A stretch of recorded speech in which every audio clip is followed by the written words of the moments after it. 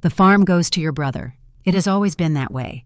My grandfather Harrison spoke those words without even looking up from his ledger. I nodded, packed my bags, and spent the next decade building my own life. But years later, standing in a dim law office right after his burial, the attorney broke the seal on his final will. My brother Preston wore a victorious smirk, waiting to claim the $50 million agricultural estate. His smirk vanished the second the lawyer read my name as the sole beneficiary. Preston lunged across the table screaming about elder abuse, but his hands shook like leaves in a storm. He was not just angry about losing his legacy, he was running out of time. My name is Victoria. I am 34 years old, and I work as a corporate restructuring consultant. Before I explain how I turned a poisoned inheritance into the ultimate weapon, let me know where you are watching from in the comments below. Hit like and subscribe if you have ever had to outsmart a toxic family member who thought you were an easy target. Rain lashed against the stained glass windows of the upscale Chicago chapel. I stood in the back row, acting as a quiet observer at my grandfather's funeral. For a decade, my family treated me like a ghost. I refused to play the role of the quiet, compliant daughter, so they pushed me out. Up at the front, Preston played the grieving grandson. He dabbed at his dry eyes with a silk pocket square, shifting his weight in a bespoke suit funded by the 5,000-acre commercial agribusiness he assumed he now owned. My parents hovered around him, shielding their golden boy from the reality of death, while whispering about the upcoming harvest yields. We did not even wait for the earth to settle over the casket. Within an hour, the family gathered in the polished mahogany boardroom of Harrison Legal Counsel. The air in the room felt heavy, smelling of old paper and stale coffee. Preston took the seat at the head of the table, crossing his legs and resting his custom leather shoes on the edge of the wood. My mother sat to his right, already discussing how they would redecorate the main farmhouse. I sat near the door, keeping my posture straight and my expression neutral. The attorney cleared his throat and broke the thick red wax seal on the final document. He bypassed the usual pleasantries and read the binding clauses aloud. He announced that Harrison revoked all prior wills and left his entire estate, including all acreage, water rights, and corporate holdings of the farm, exclusively to his granddaughter Victoria. The boardroom fell dead silent. You could hear the rain hitting the window panes. Preston lowered his legs, the color draining from his face, until his skin looked like chalk. My mother gasped, taking a sharp, ragged intake of air, while my father slammed his open palm against the table. Preston yelled that there was a mistake. His voice cracked as he stood up and pointed a shaking finger at the attorney. He insisted the lawyer read it wrong because the farm was promised to him. He claimed he ran the daily operations while I abandoned them 10 years ago. The attorney pushed his glasses up his nose and slid the authenticated document across the table. He stated it was legally binding and Preston was disinherited. Preston turned his frantic gaze toward me. He planted his hands on the table and leaned forward, threatening to drag me through probate court for the rest of my life. He promised to ruin my consulting firm and smear my name across the state. But I watched his body language. Sweat beaded at his hairline. His knuckles turned white against the dark wood, and a severe tremor racked his hands. This was not the righteous anger of a man robbed of his birthright. This was raw, unfiltered panic. I realized right then that my grandfather had not given me a farm out of sudden affection. He had handed me a ticking time bomb, and Preston was terrified I would look under the hood before it detonated. The echo of Preston's shouting threats faded as the heavy elevator doors slid shut. I did not waste a single breath arguing with a man throwing a childish temper tantrum. I simply reached across the polished mahogany table, picked up the authenticated legal documents, and folded them safely into my leather briefcase. My father stood frozen in the corner, his mouth opening and closing without producing any sound. My mother clutched her pearl necklace, her eyes darting frantically between me and the lawyer. I turned my back on them and walked out the door. I stepped out into the freezing Chicago rain and climbed into the driver's seat of my armored sport utility vehicle. The engine roared to life with a low, steady hum. I steered the heavy car away from the downtown financial district, merging onto the interstate heading west toward the sprawling agricultural estate. The drive took 2 hours. The towering steel skyscrapers gradually gave way to flat, unending stretches of dark soil and gray skies. This was the kingdom my grandfather had built from scratch. For years I had believed the narrative my family sold to the public, They painted themselves as proud traditional stewards of the land while labeling me a ruthless corporate sellout for moving to the city. I was about to discover just how thick their web of lies truly was. The main entrance to the estate featured towering wrought iron gates bearing our family crest. As my vehicle approached the turnoff, my headlights cut through the gloom, illuminating a roadblock. 2 county sheriff cruisers sat parked diagonally across the dirt road, their light bars flashing a harsh red and blue against the rainy backdrop. I slowed the car to a halt. A deputy stepped out of the pouring rain wearing a heavy waterproof jacket and approached my window. I rolled the glass down just an inch, keeping the interior of my vehicle secure. The deputy did not offer a polite greeting. He thrust a folded piece of paper through the narrow gap in the window. He stated that I was trespassing on private property and ordered me to turn the vehicle around immediately. I unfolded the paper. It was a temporary injunction barring me from accessing the corporate administrative offices located on the estate. My eyes scanned the text. The ink was fresh, the legal phrasing was sloppy, and the judicial signature at the bottom looked incredibly rushed. Preston had clearly panicked the second I left the boardroom. He had called in a favor from a local judge he probably sponsored during the last election cycle, desperate to keep me away from the physical filing cabinets inside that office. I looked at the deputy standing in the freezing rain. His hand rested heavily on his utility belt, waiting for me to argue. I smiled a tight, chilling expression. I did not fight corrupt local law enforcement on a muddy road. I tossed the meaningless paper onto my passenger seat, rolled up the window, and shifted the car into reverse. I backed out of the driveway and parked on a public shoulder a half-mile down the highway, hidden behind a grove of bare oak trees. Physical gates mean nothing to a corporate restructuring consultant. Preston thought locking the wooden doors of the farmhouse would protect his secrets. He forgot that modern agriculture operates entirely on cloud servers. I reached into my bag and pulled out my encrypted laptop. I engaged a secure satellite uplink, bypassing the local cellular towers. The real farm was not the dirt beneath my tires. The real farm was the data. I launched a penetration testing protocol targeting the Farm Federal Agricultural Subsidy Portal. Years ago, before my family ostracized me, my grandfather had trusted me to digitize his handwritten ledgers. He had given me legacy administrative credentials. Preston was far too arrogant and technologically illiterate to ever change the root access codes. The firewall accepted my credentials without a single warning flag. The financial architecture of the estate loaded across my screen. It took my trained eyes less than 5 minutes to realize I was not looking at a functioning agribusiness. I was staring at a staggering, catastrophic nightmare. The crop yield projections were fabricated. The equipment depreciation schedules were falsified to secure fraudulent tax write-offs. Preston had not been managing a farm. He had been running a sprawling, sophisticated Ponzi scheme. He was siphoning revenue from new contracts to pay the interest on older hidden debts, creating an illusion of profitability, while the core foundation rotted away. I dug deeper, filtering the liabilities column. My fingers flew across the keyboard as I isolated a massive, glaring anomaly buried under a subsidiary holding company. Preston had secretly leveraged the estate's most valuable asset. He had placed a shadow lien on the prime fertile acreage bordering the regional water reservoir. Using the land as collateral, he had secured a commercial bridge loan for $15 million. The lender was not a traditional bank or a federally insured credit union.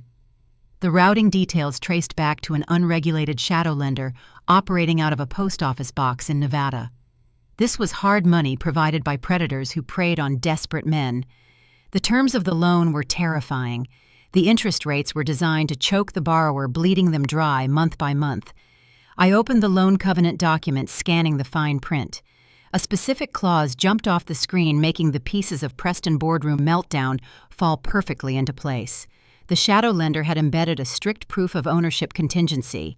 The borrower was required to provide unencumbered, updated title documents, verifying sole ownership of the collateralized acreage by the end of the current fiscal week.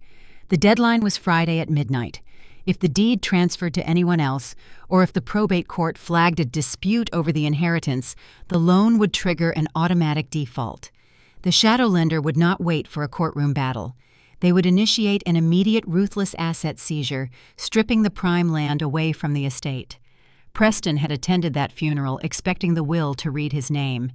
He needed that legal validation today to satisfy the loan underwriters and keep the wolves at bay.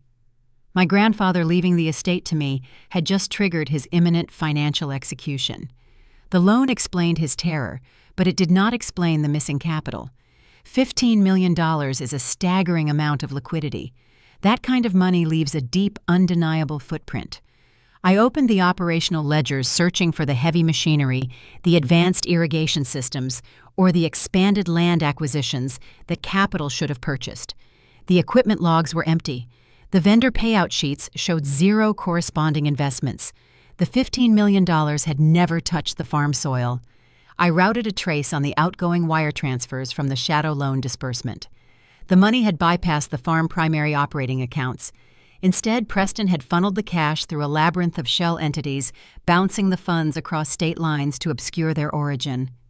I tracked the digital breadcrumbs until they hit a sudden, impenetrable wall. The entire $15 million payload had been dumped into an offshore cryptocurrency tumbler.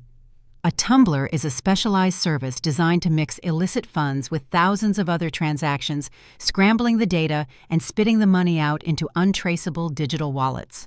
It is a tool used exclusively by criminals looking to erase their financial fingerprints from the traditional banking grid. The money was gone. Preston had taken a $15 million loan against our family legacy and washed it into thin air. He was not just an incompetent farmer failing to balance a budget. He was facilitating a high-level illicit transaction, and the shadow lenders expecting their collateral were going to come looking for whoever held the deed. Right now, that deed had my name on it. I sat in the dim light of my armored vehicle listening to the rain beat against the reinforced glass. The danger was escalating rapidly, transforming a family dispute into a lethal liability. If I wanted to survive the impending fallout and uncover where that money truly went, I needed someone who could hunt digital ghosts. I picked up my phone, dialing the private number of my younger sister husband. Marcus was an elite forensic data architect for the Department of Homeland Security, and he despised my brother just as much as I did. I listened to the line ring, ready to bring him into the war room.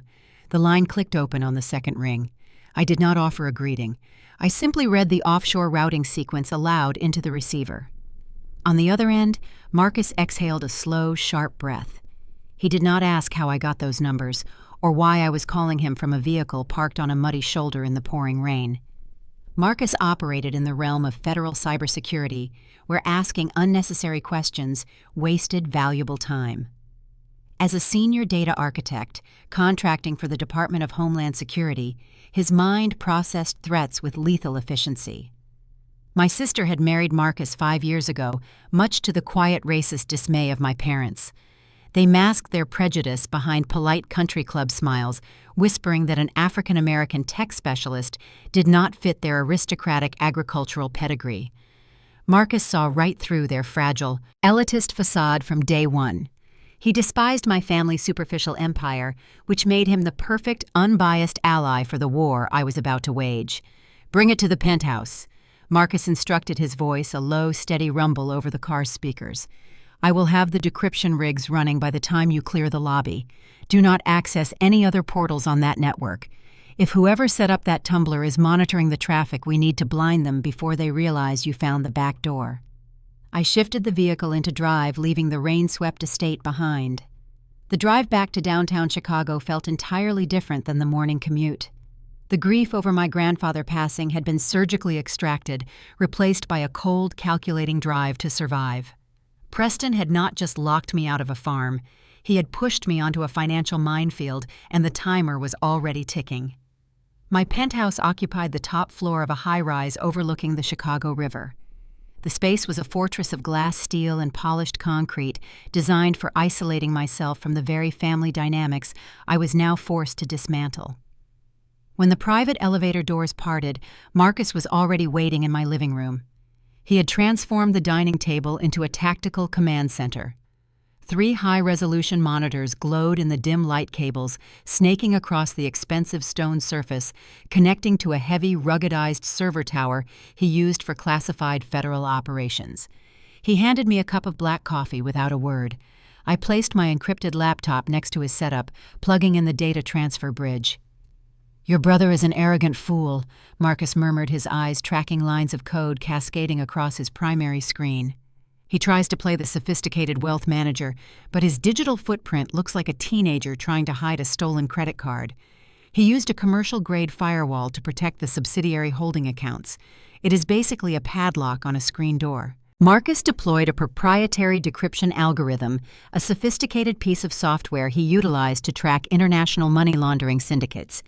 I watched the progress bar on his monitor slice through Preston's pathetic security measures. The digital barriers crumbled in mere minutes, granting us unrestricted root access to the deepest, most concealed ledgers of the agricultural estate. The financial architecture we uncovered went far beyond simple embezzlement. Preston was not just siphoning revenue to fund his tailored suits and expensive sports cars. He was liquidating the very foundation of the land. I leaned closer to the center monitor, tracing a series of highly classified contractual agreements buried under a phantom limited liability company. My breath hitched as the legal phrasing crystallized on the screen. Preston had not sold the soil. He had sold the aquifer. He liquidated the century-old grandfathered federal water rights attached to the estate. In modern agribusiness, land is virtually worthless without guaranteed access to irrigation. Those riparian rights were the lifeblood of the entire county. But the buyer listed on the contract was not another agricultural conglomerate. It was a shell corporation tracing directly back to a sanctioned foreign syndicate. Marcus stopped typing. The rhythmic clacking of his mechanical keyboard ceased, leaving a heavy, suffocating silence in the room. He stared at the foreign routing identifiers, his posture going rigid. Victoria, Marcus said, his tone dropping into a dangerous clinical register. "This foreign entity is on a restricted federal watch list. They purchase vast quantities of natural resources through domestic proxies to build massive, environmentally devastating data centers. These facilities require millions of gallons of fresh water daily for cooling servers. Selling domestic utility rights to this specific syndicate is a direct violation of international trade sanctions." The scope of the crime settled over the room like a heavy shroud. My brother had not just committed corporate fraud. He had committed international wire fraud, dealing directly with embargoed entities. "Pull up the authorization signatures on those transfer deeds," I instructed, my voice unwavering despite the rising stakes. Marcus isolated the digital contracts, zooming in on the final execution pages. The signature scrawled across the bottom line belonged to Harrison. It was my grandfather cursive, but something was fundamentally wrong with the biomechanics of the ink. I pulled a magnifying optical scanner from my desk drawer and held it against the monitor. "Look at the pressure mapping," I pointed out, tracing the digital pixels. Harrison suffered from mild tremors during his final months. His genuine signatures always showed micro-hesitations on the upward strokes. This signature is too smooth, too perfectly fluid. It is a digital composite. Preston forged our grandfather's signature to authorize the initial transfer of the water rights. Preston had signed a treasonous contract, washed the $15 million payout through a cryptocurrency tumbler, and left the forged paperwork sitting in the estate servers. But a glaring, terrifying inconsistency clawed at my mind. The pieces of the puzzle were fitting together, yet the picture they formed contradicted everything that happened in the lawyer office this morning. If the Department of Justice or the Environmental Protection Agency flagged this transaction, the federal government would initiate an immediate, ruthless seizure of the entire estate.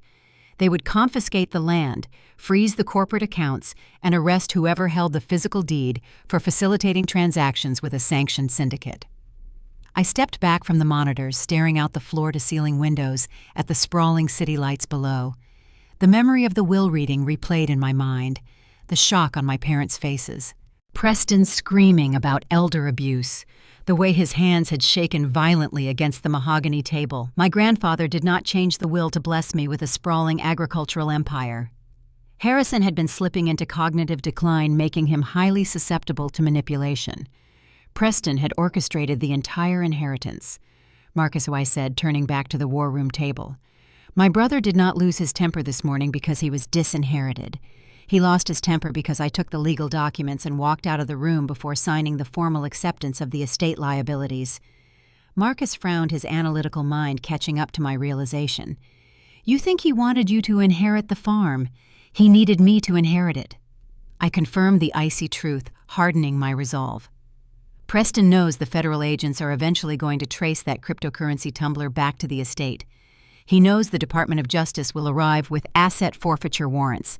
He could not be the one holding the deed when the feds swoop in. He manipulated a dying man into changing the will so that my name would be on the federal indictments. I am the designated scapegoat. The entire performance at the funeral, the fabricated outrage in the boardroom, the temporary injunction blocking me from the physical office. It was all a meticulously choreographed theatrical production. Preston locked me out of the physical property so I could not inspect the soil or the infrastructure, but he desperately needed me to retain the legal ownership on paper. He handed me a ticking federal time bomb, hoping my corporate arrogance would blind me to the explosive payload hidden inside. He intended to let me take the fall for international wire fraud while he walked away clean with $15 million hidden in untraceable digital wallets. The silence in the penthouse was shattered by a sharp, aggressive buzzing. The security intercom mounted near my front entrance flashed with a bright red notification light. I rarely received unannounced visitors, and my building concierge knew never to grant access without explicit prior authorization. I walked over to the security panel and tapped the video feed icon.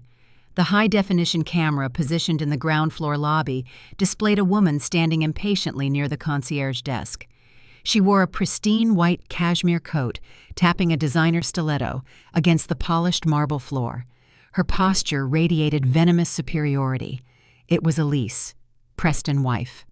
My sister-in-law was a ruthless high-society luxury realtor who viewed human beings entirely as stepping stones or obstacles. She had built her career by destroying anyone who dared to compromise her commissions. Seeing her standing in my lobby mere hours after the explosive will reading meant the timeline of their fraudulent scheme was accelerating far faster than we anticipated. She looked up directly into the security camera, offering a chilling, predatory smile.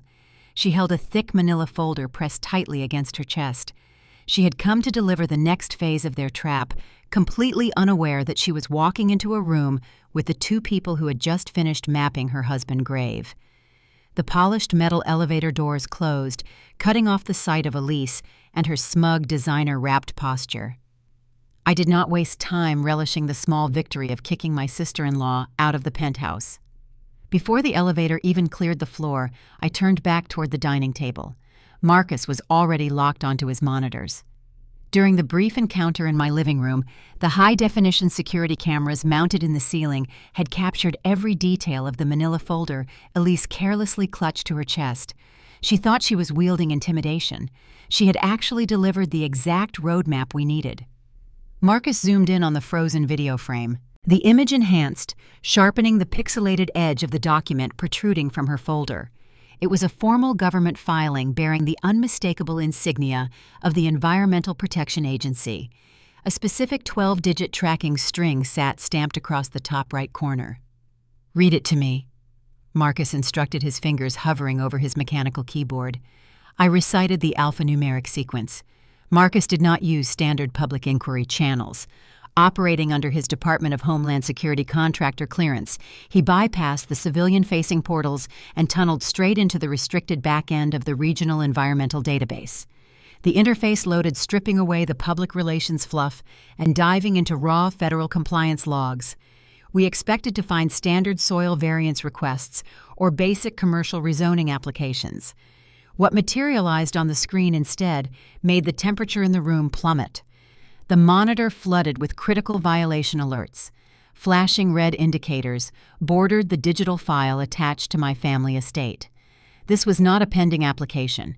It was an active, highly classified covert investigation file managed by the Criminal Enforcement Division. Marcus scanned the dense legal text, his eyes darting back and forth across the glowing screen. His jaw tightened. He pulled up a series of satellite thermal imaging logs dated over the past 6 months. Victoria Marcus said, his tone devoid of its usual steady calm. "Look at the northeastern quadrant of the property, the sector bordering the primary irrigation channels." I leaned over his shoulder. The satellite images displayed expanding patches of deep, unnatural purple and black blooming across the soil, radiating outward from old storage silos. They did not just mismanage the crop rotation I observed tracing the expanding dark zones on the screen. "The land is dying. It is being murdered," Marcus corrected grimly. He opened the corresponding field report submitted by undercover federal inspectors. Preston and Elise did not just sell the water rights to a foreign syndicate. They systematically executed an environmental sabotage campaign. The reports detailed a horrific calculated operation. To secure the industrial rezoning permit required by the foreign data center buyers, Preston needed to prove the land was no longer viable for agricultural use. Instead of relying on legal pathways, he chose the fastest, most destructive route available. He allowed unlicensed black market waste disposal companies to access the property under the cover of night. For months, unmarked tanker trucks had been driving onto the estate, illegally dumping thousands of gallons of toxic industrial runoff heavy metals and carcinogenic chemical byproducts directly into the soil. They were intentionally poisoning 5,000 acres of prime Midwestern farmland. The sheer scale of the devastation was breathtaking. They had turned a century-old family legacy into a hazardous waste site. But the environmental destruction was only the physical symptom of a much more sinister legal trap.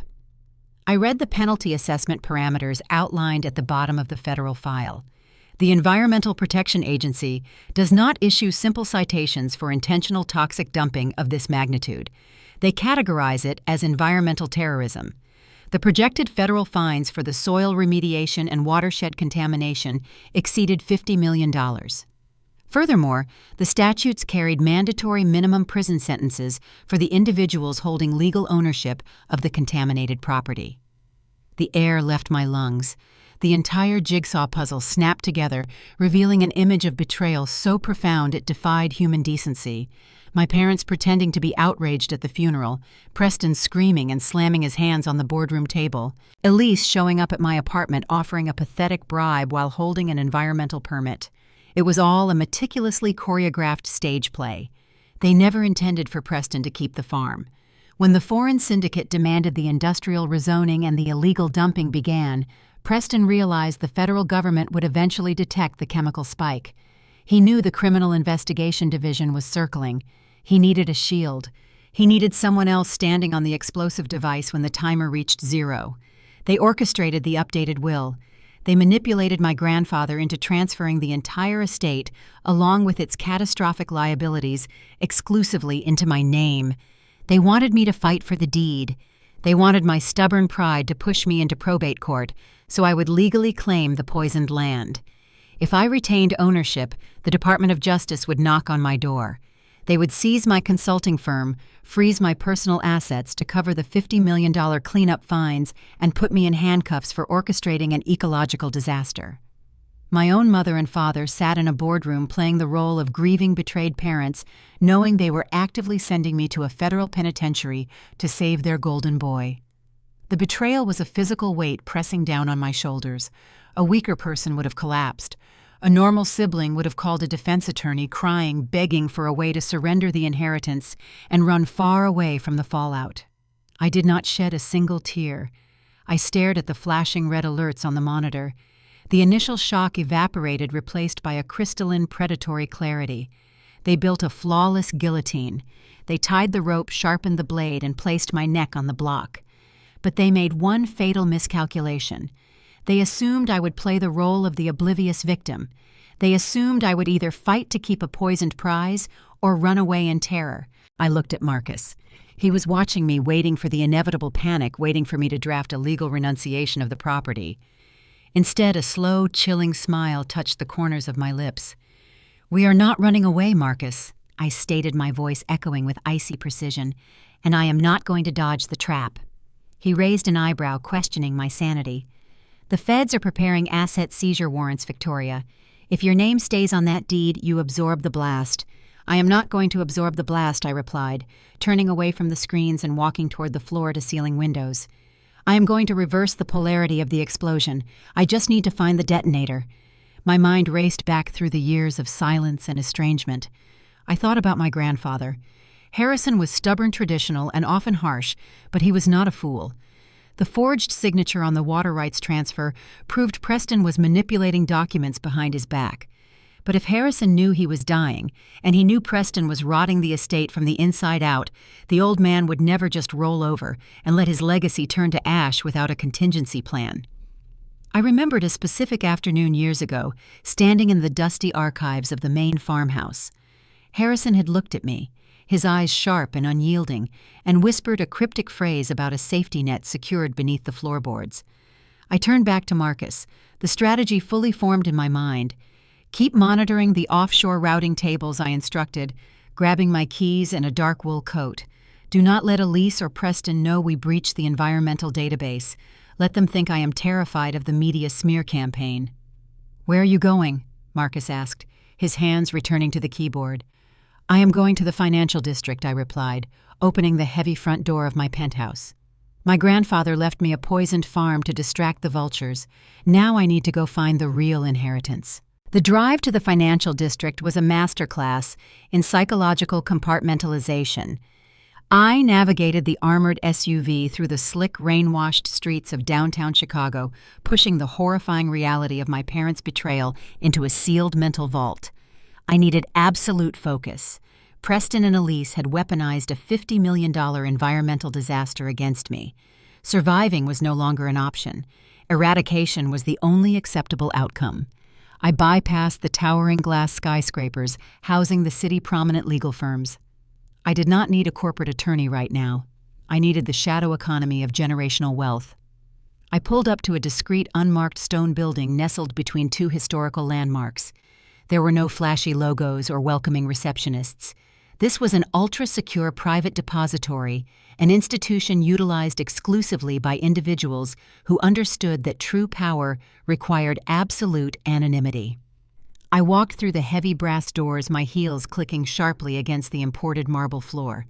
A stoic security concierge in a tailored gray suit met my approach. He did not ask for my name. He merely extended a silver tray holding a biometric scanner. I did not present my driver license or standard banking credentials. I retrieved a worn, tarnished set of dog tags from my pocket. They belonged to my grandfather. Harrison had served 2 tours before building his agricultural empire. I pressed my thumb against the glass panel and recited a 9-digit sequence. It was not a bank pin. It was Harrison Old Military serial number. The concierge expression remained entirely neutral. The scanner blinked a solid green. He nodded, gesturing toward a heavily reinforced steel elevator. He escorted me down 3 subterranean levels, the air growing noticeably colder with each descending floor.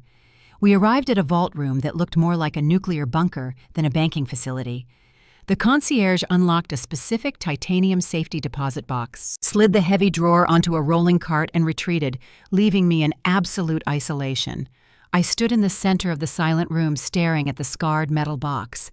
This was the safety net beneath the floorboards. I lifted the lid. The interior did not hold stacks of cash or glittering family heirlooms. It contained a single leather-bound vintage ledger and a modern encrypted flash drive resting on a piece of black velvet. The juxtaposition of the old-world accounting book and the digital storage device felt deliberate. I pulled my tablet from my briefcase and inserted the drive. The screen flickered, bypassing standard operating systems, launching directly into a secure video player. The image of my grandfather materialized on the screen. Harrison looked frail, his skin pale and drawn tightly across his cheekbones. He was sitting in his dimly lit study at the farmhouse. The timestamp indicated the recording was made exactly 3 weeks before his death.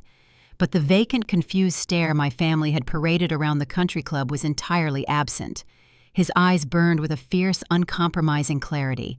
Victoria Harrison began, his voice a low, raspy rumble that carried the weight of a man facing the end of his life. If you are watching this, it means I am gone and the wolves are circling.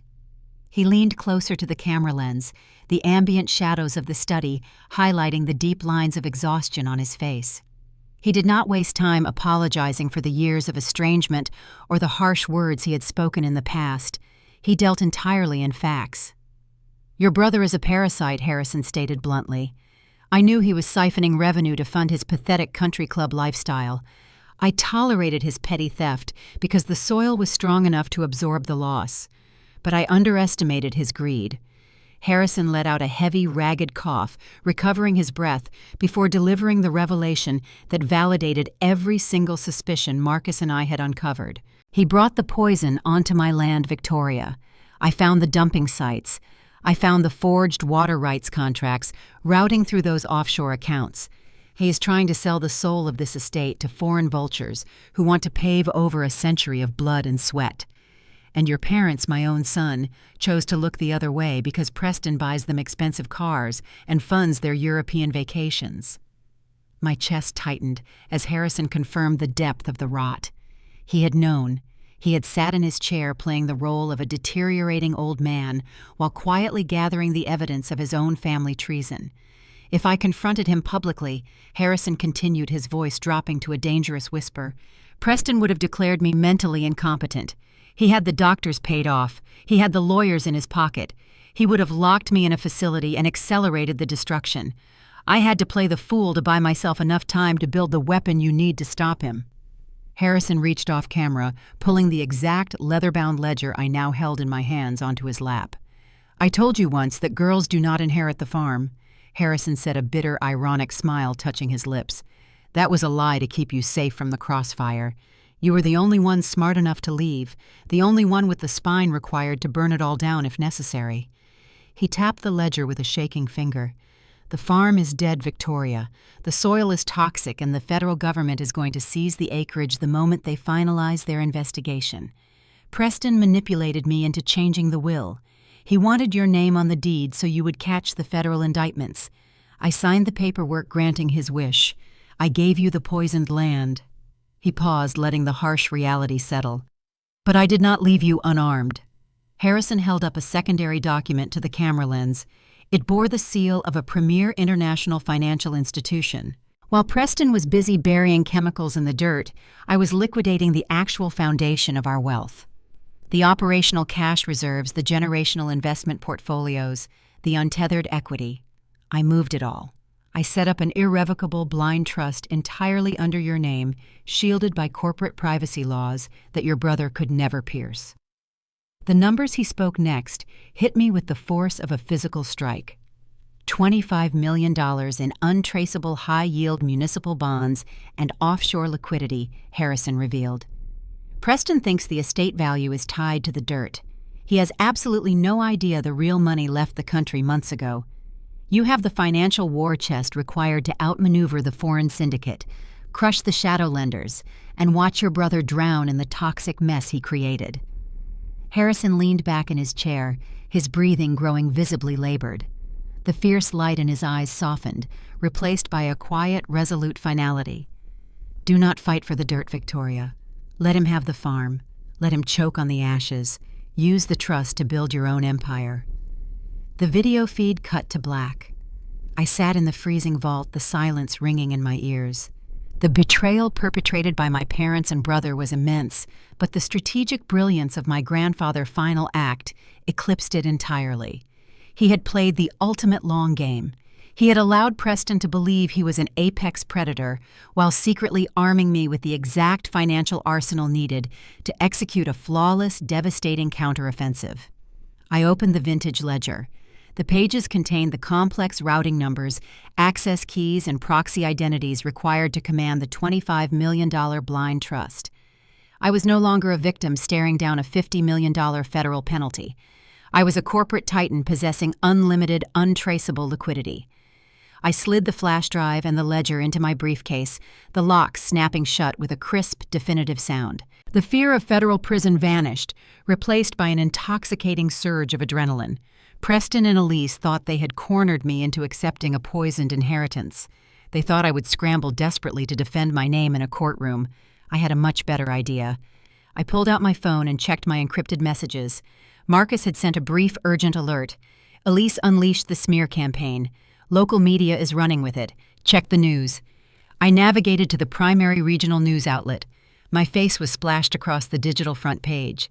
The headline was a masterpiece of luxury real estate public relations manipulation. Corporate executive accused of coercing dying grandfather to steal family estate. The article featured anonymous quotes undoubtedly provided by Elise, painting me as a ruthless, estranged daughter who swooped in during Harrison's final days to manipulate his fragile mental state and rob her hardworking brother of his rightful legacy.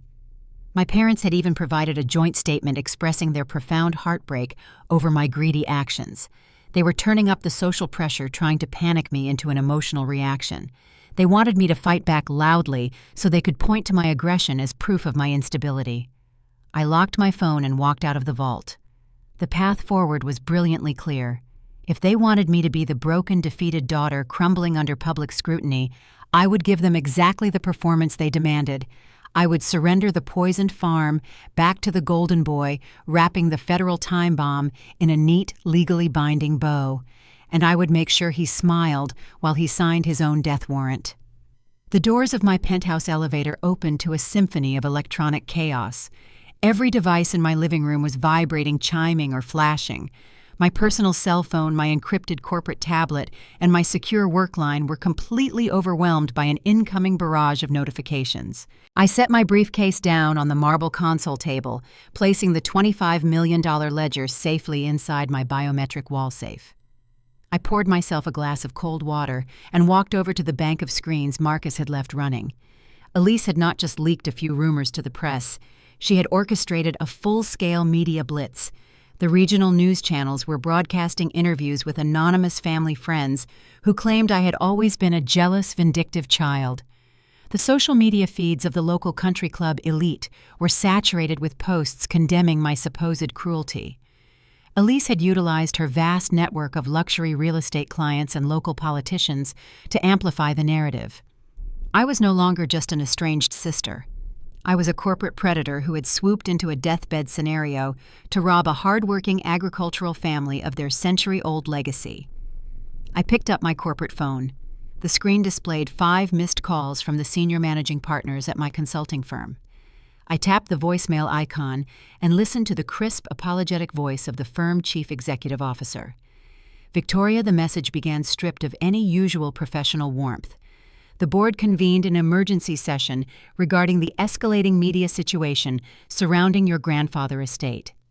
Given the severity of the allegations, particularly the accusations of elder coercion, we have no choice but to place you on temporary administrative leave, pending a full internal review. We cannot have our restructuring division associated with this kind of public scandal. Hand over your active client files to your secondary immediately.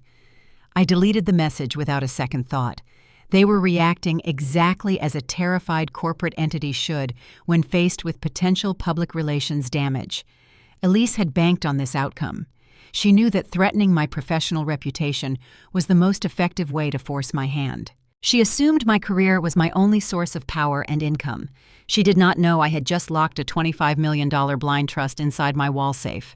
My personal phone began to vibrate again. The caller identification displayed my mother name. I swiped the screen and brought the speaker to my ear, remaining perfectly silent. "You are a disgrace!" Catherine shrieked, her voice echoing shrilly across the quiet penthouse. "How dare you put this family through such a humiliating public ordeal? You manipulated a sick, dying man to steal from your own brother. Preston has worked his fingers to the bone managing that land while you sat in your fancy high-rise. Your father and I are officially cutting all ties with you. You are no longer our daughter until you fix this and give that farm back to its rightful owner." I did not argue. I did not defend myself against her toxic gaslighting. I simply ended the call and tossed the phone onto the sofa. They wanted a surrender.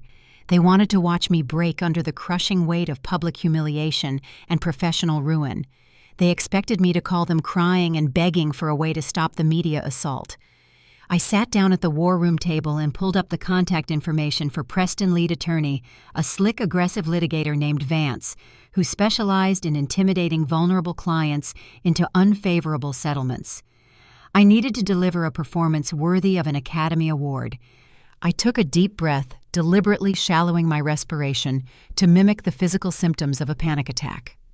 I let my shoulders slump, abandoning my usual rigid, authoritative posture. I needed to sound like a woman who had just watched her entire life collapse. I dialed Vance's direct office line. He answered on the second ring, his tone dripping with pre-rehearsed condescension. Victoria Vance stated smoothly, I assume you are calling regarding the relinquishment documents my client presented to you yesterday. The media attention surrounding this probate dispute is becoming quite intense. I strongly advise you to consider my client offer before the situation escalates into formal criminal complaints regarding elder coercion. I let out a ragged, trembling sigh, bringing the phone closer to my mouth. "You win, Vance," I whispered, ensuring my voice cracked perfectly on the final syllable. "Tell Preston he wins." The silence on the other end of the line was brief but incredibly telling. I could hear the smug satisfaction radiating through the receiver. Vance covered the mouthpiece, likely signaling to his paralegals that the target had capitulated. "I am glad you have decided to be reasonable, Victoria," Vance replied, adopting a faux sympathetic tone. "Prolonging this dispute would only damage your corporate reputation further.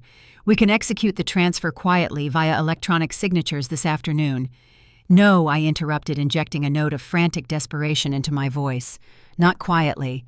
I cannot have this hanging over my head. My firm just suspended me. My parents disowned me on national television. If I just sign a digital file in the shadows, people will still think I am hiding something." I paused, letting a manufactured sob escape my lips.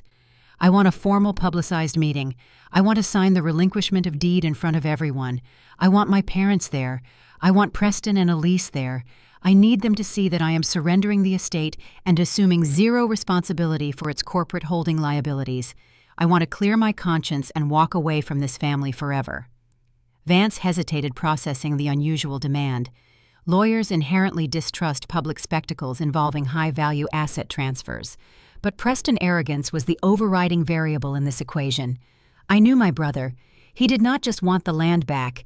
He wanted a coronation.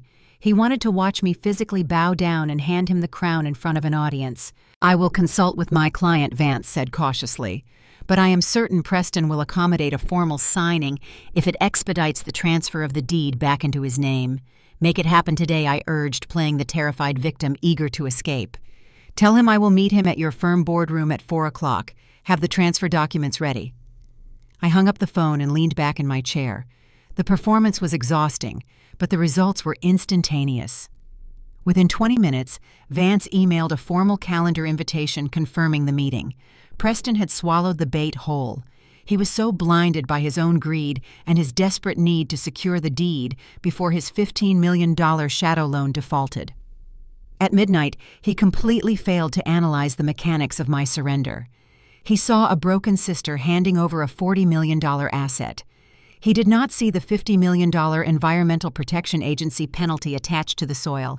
He did not see the federal criminal liability transferring straight back onto his shoulders. I walked into my bedroom and opened my closet. I bypassed the drab conservative suits I typically wore to tense negotiations. Today was not a negotiation. It was a handover. I needed to project submission while concealing absolute execution. I selected a simple, unbranded charcoal gray suit and paired it with practical flat shoes. I tied my hair back into a severe, unstyled knot. I stripped away any visual indicators of power or defiance. I looked in the mirror, observing the muted, unthreatening woman staring back at me. She looked exactly like someone who had lost everything. My phone buzzed on the nightstand. Marcus had sent a final encrypted update before I left for the signing. The EPA Criminal Division just updated their internal tracking log. They scheduled a raid on the farm storage silos for Monday morning. The shadow lender initiated the preliminary default protocols. If Preston does not upload a clean deed to their portal by midnight tonight, they seize the acreage. The foreign syndicate is wiring the final $10 million payload to a lease offshore escrow account in 3 hours. All the tripwires are live. I deleted the message and grabbed a simple leather portfolio containing my grandfather vintage pen. Preston believed his bullying tactics had triumphed. He thought the media smear campaign had successfully forced me into submission. He was about to sit in a mahogany boardroom, surrounded by his enabling parents and his vicious wife, and gleefully sign his name to the most catastrophic legal document of his entire life. He was eager to reclaim the throne. He had absolutely no idea that the crown he was about to put on his head was wired to detonate. I stepped out of the penthouse and headed toward the elevator. The time for corporate audits and silent surveillance was over. The physical execution of my brother's fraudulent empire was about to begin. The atmosphere inside the opulent boardroom of Vance and Associates felt less like a legal setting and more like a royal court preparing for an execution. The sprawling mahogany table dominated the center of the room, polished to a mirror shine that reflected the harsh bright lights overhead. I walked through the heavy double doors, wearing my muted charcoal suit, clutching my simple leather portfolio. I kept my gaze firmly fixed on the floor, projecting the exact image of a woman whose spirit had been entirely crushed. My parents, Richard and Catherine, sat near the expansive windows overlooking the Chicago skyline. They did not stand to greet me. They did not offer a single word of comfort to the daughter whose career they had just helped torpedo. Catherine adjusted the collar of her expensive cashmere cardigan, glaring at me with an expression of pure, unadulterated disgust. Richard simply crossed his arms, his jaw set in a rigid line of patriarchal disapproval. They were here to witness the restoration of their golden child, completely blind to the reality that they were supervising his destruction. Elise sat to Preston right. She looked like a predator that had just cornered its prey. She wore a tailored white designer dress, her legs crossed elegantly, practically vibrating with triumphant excitement. She offered me a saccharine, mocking smile as I took the solitary chair on the opposite side of the massive table. She genuinely believed her media smear campaign was a stroke of absolute genius. Preston sat at the head of the table, flanked by Vance and a silent notary public. He leaned back in his plush leather executive chair, exuding the smug, entitled arrogance of a man who believed he was untouchable. He did not look like someone who was hours away from defaulting on a $15 million shadow loan. He looked like a king waiting for his crown to be returned. Vance slid a thick, heavily stapled stack of legal documents across the polished wood. They came to a stop just inches from my folded hands. "These are the standard relinquishment of deed forms," Victoria Vance stated, his tone dripping with professional condescension. "By signing these documents, you are legally disclaiming any and all rights, titles, and interests in the agricultural estate and its associated corporate holdings. The property will revert entirely and exclusively to Preston. You will hold zero liability and zero equity moving forward." I stared at the paperwork, letting my shoulders slump a fraction of an inch further. I did not reach for the pen immediately. I allowed the silence to stretch, feeding their delusion that I was agonizing over the loss of my inheritance. Preston could not resist the opportunity to gloat. The need to assert his dominance was a fatal flaw woven deeply into his psychology. He leaned forward, resting his elbows on the table, and looked down his nose at me. "You should have just walked away quietly after the funeral." Victoria Preston lectured, his voice echoing in the large room. "You tried to play hardball in a league you do not understand." Grandfather was out of his mind during those final weeks. He forgot the natural order of things. You can run your little spreadsheets in the city, but running a 5,000-acre commercial agribusiness requires real vision. It requires a man willing to make the hard calls. Girls simply lack the capacity to handle real business. My mother nodded in silent agreement from the corner, validating his archaic, sexist worldview. Elise smirked, tracing the rim of her water glass with a manicured fingernail. I kept my head down, forcing a slight tremor into my hands as I reached into my portfolio. I did not defend my capacity for business. I did not mention the proprietary algorithms I built or the massive corporate restructurings I managed daily. Arguing with a narcissist only prolongs the negotiation. Compliance accelerates the execution. I withdrew the heavy silver pen my grandfather had left in the hidden vault. I gripped the cool metal, feeling a sudden electric surge of clarity. I was not signing away an empire. I was signing the activation codes for a federal trap. I pressed the NIB to the thick paper and signed my name on the designated line. The ink flowed smoothly, creating a binding, irrevocable legal contract. I flipped to the secondary pages, initialing the transfer of the corporate holding liabilities. I handed the entire stack back across the table. Vance reviewed the signatures, quickly nodding to the notary. The notary applied his official seal, the loud, rhythmic thumps echoing like the final nails being driven into a coffin. "The transaction is complete," Vance announced, slipping the documents into a fresh folder and handing them directly to Preston. "The estate is officially yours." Preston snatched the folder, letting out a loud, genuine sigh of relief. The tension radiating from his shoulders vanished. He possessed the clean, unencumbered deed required to satisfy the shadow lender before midnight. His $15 million loan was secure. He leaned back, his arrogant grin returning in full force. I stood up, pushing my chair back with a soft scrape against the carpet. I smoothed the wrinkles from my unbranded suit, keeping my movements slow and deliberate. I did not look at my parents. I picked up my portfolio and walked toward the heavy double doors.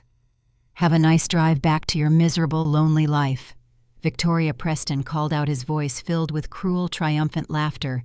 "Try not to ruin any more companies while you look for a new job." I paused at the threshold.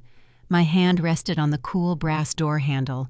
The performance was officially over. The defeated moment.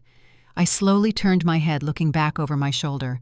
I let the icy, predatory detachment I had been hiding flood my eyes. The facade dropped entirely. I did not look like a woman who had just surrendered a $40 million estate.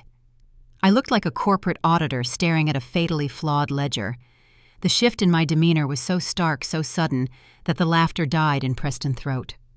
Elise stopped tracing her water glass.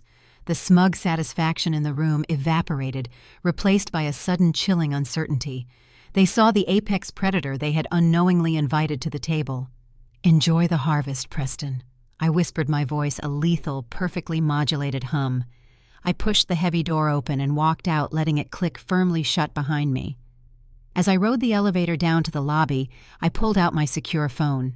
The timing was critical. By signing the relinquishment of deed, I had effectively washed my hands of the estate entirely. But the legal maneuver possessed a secondary devastating function that Preston and his high-priced attorney completely overlooked. When a commercial agricultural property containing active, classified federal monitoring flags changes ownership, the transition triggers an automated alert within the Environmental Protection Agency system. The EPA grants a brief grace period for new owners to report existing contamination during estate transfers. But Preston was not a new owner. He was the prior operational manager reclaiming the deed.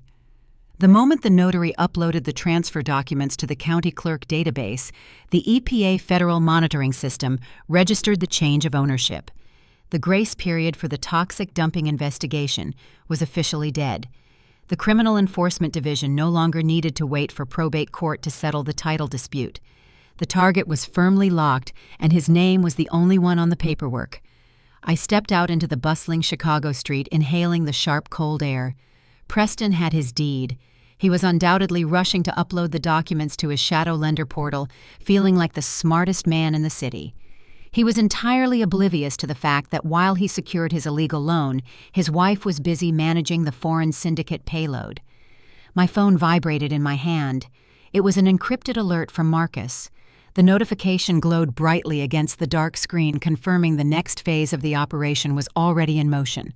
The offshore wire transfer was initiating. The foreign buyers were moving the final $10 million for the stolen water rights. It was time to intercept the cash and build the stage for the final explosive confrontation. I signaled my waiting SUV, ready to head back to the war room.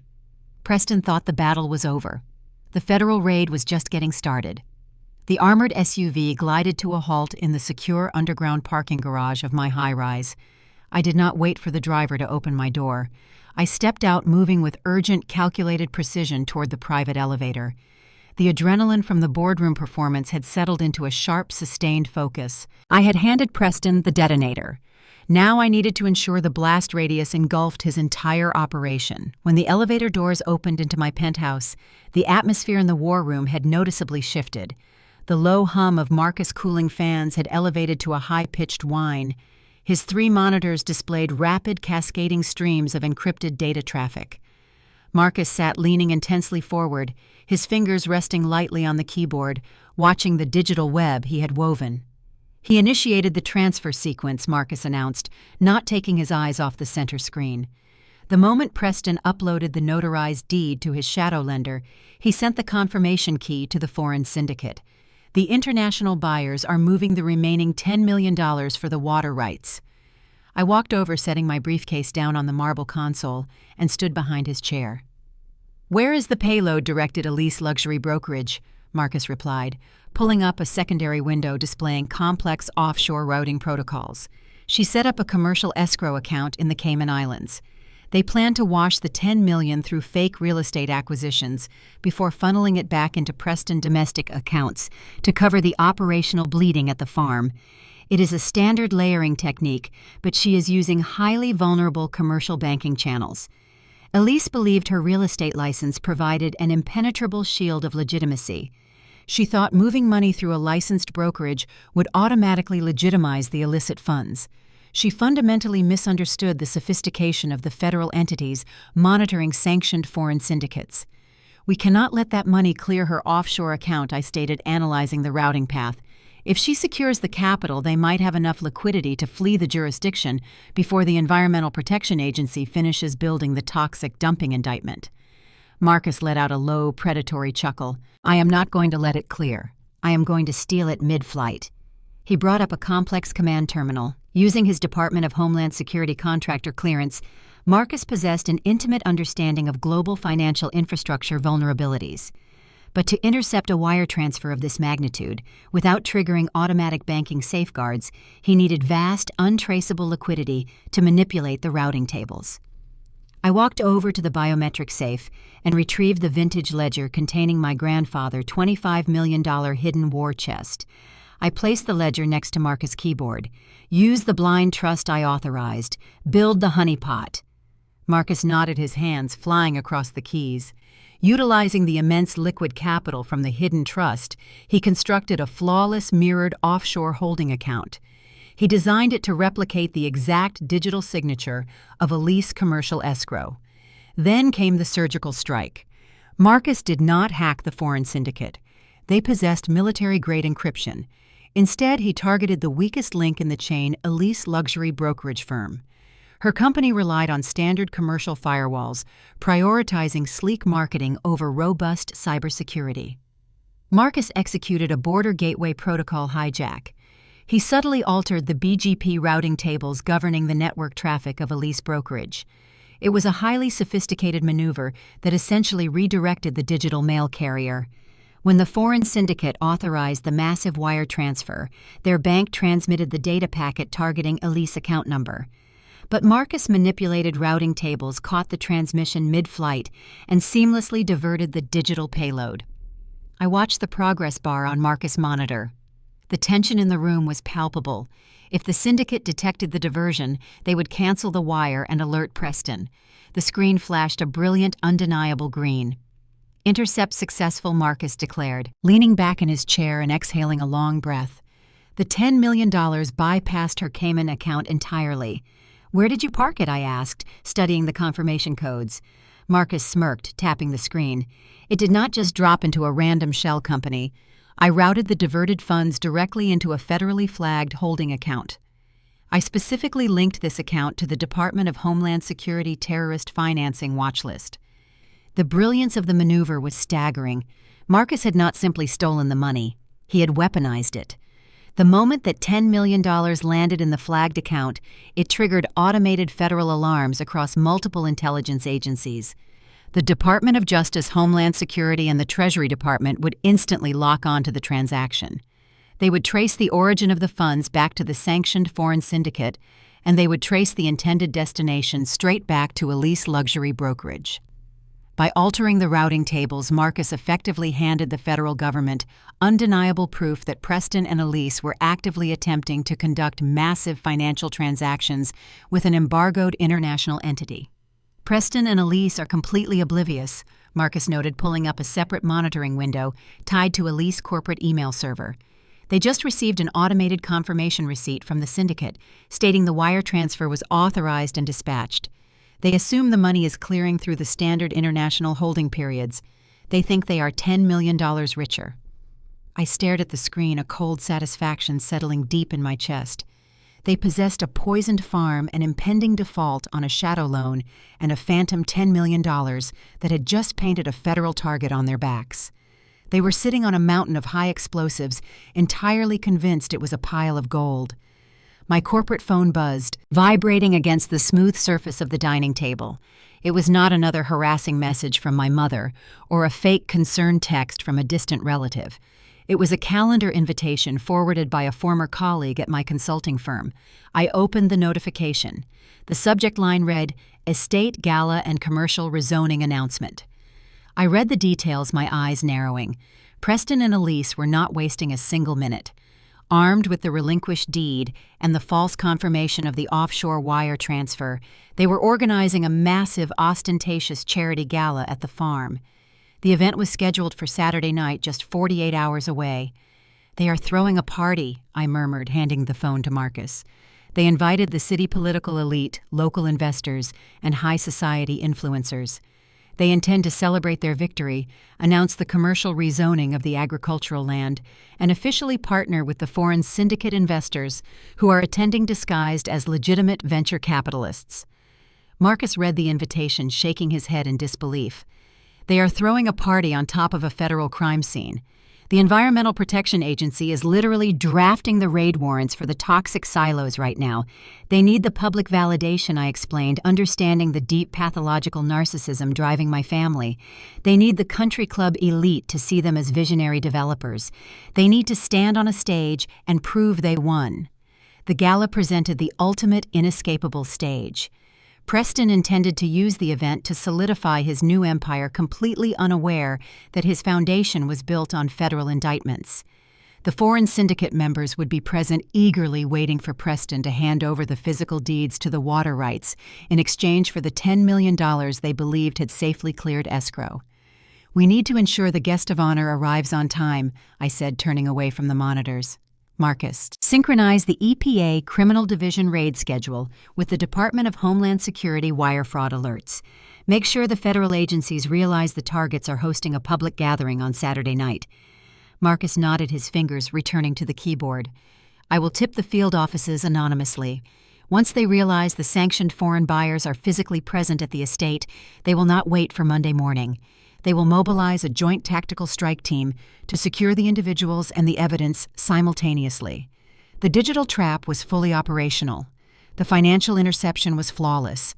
The federal agencies were being quietly guided toward the coordinates. The only remaining variable was the presentation. I walked into my dressing room, ignoring the subdued charcoal suits I used for corporate camouflage. This Saturday required a different kind of armor. I bypassed the neutral tones and reached for a garment bag tucked in the back of the closet. My family expected me to hide in my apartment, thoroughly humiliated by their media smear campaign. They expected me to mourn the loss of my inheritance and the temporary suspension of my career. They wanted me erased. I unzipped the garment bag, revealing a breathtaking structured emerald gown. The fabric caught the light, radiating an absolute unyielding power. It was not a dress designed for mourning. It was a dress designed for a reckoning. I was going to attend their victory gala. I was going to walk right through their front doors, stand in front of their wealthy investors, and deliver the final devastating audit of their lives. I would let them raise their champagne glasses, and then I would force them to drink the poison they poured. Saturday evening descended upon the Midwestern plains, bringing a sharp, biting chill that contrasted sharply with the manufactured warmth radiating from the family estate. The sprawling 5,000-acre agricultural property, a symbol of my grandfather's grueling labor, had been completely bastardized. Preston and Elise had spared absolutely zero expense to construct a facade of impenetrable wealth, funneling the last remaining dregs of their shadow loan into a grotesque single-night spectacle.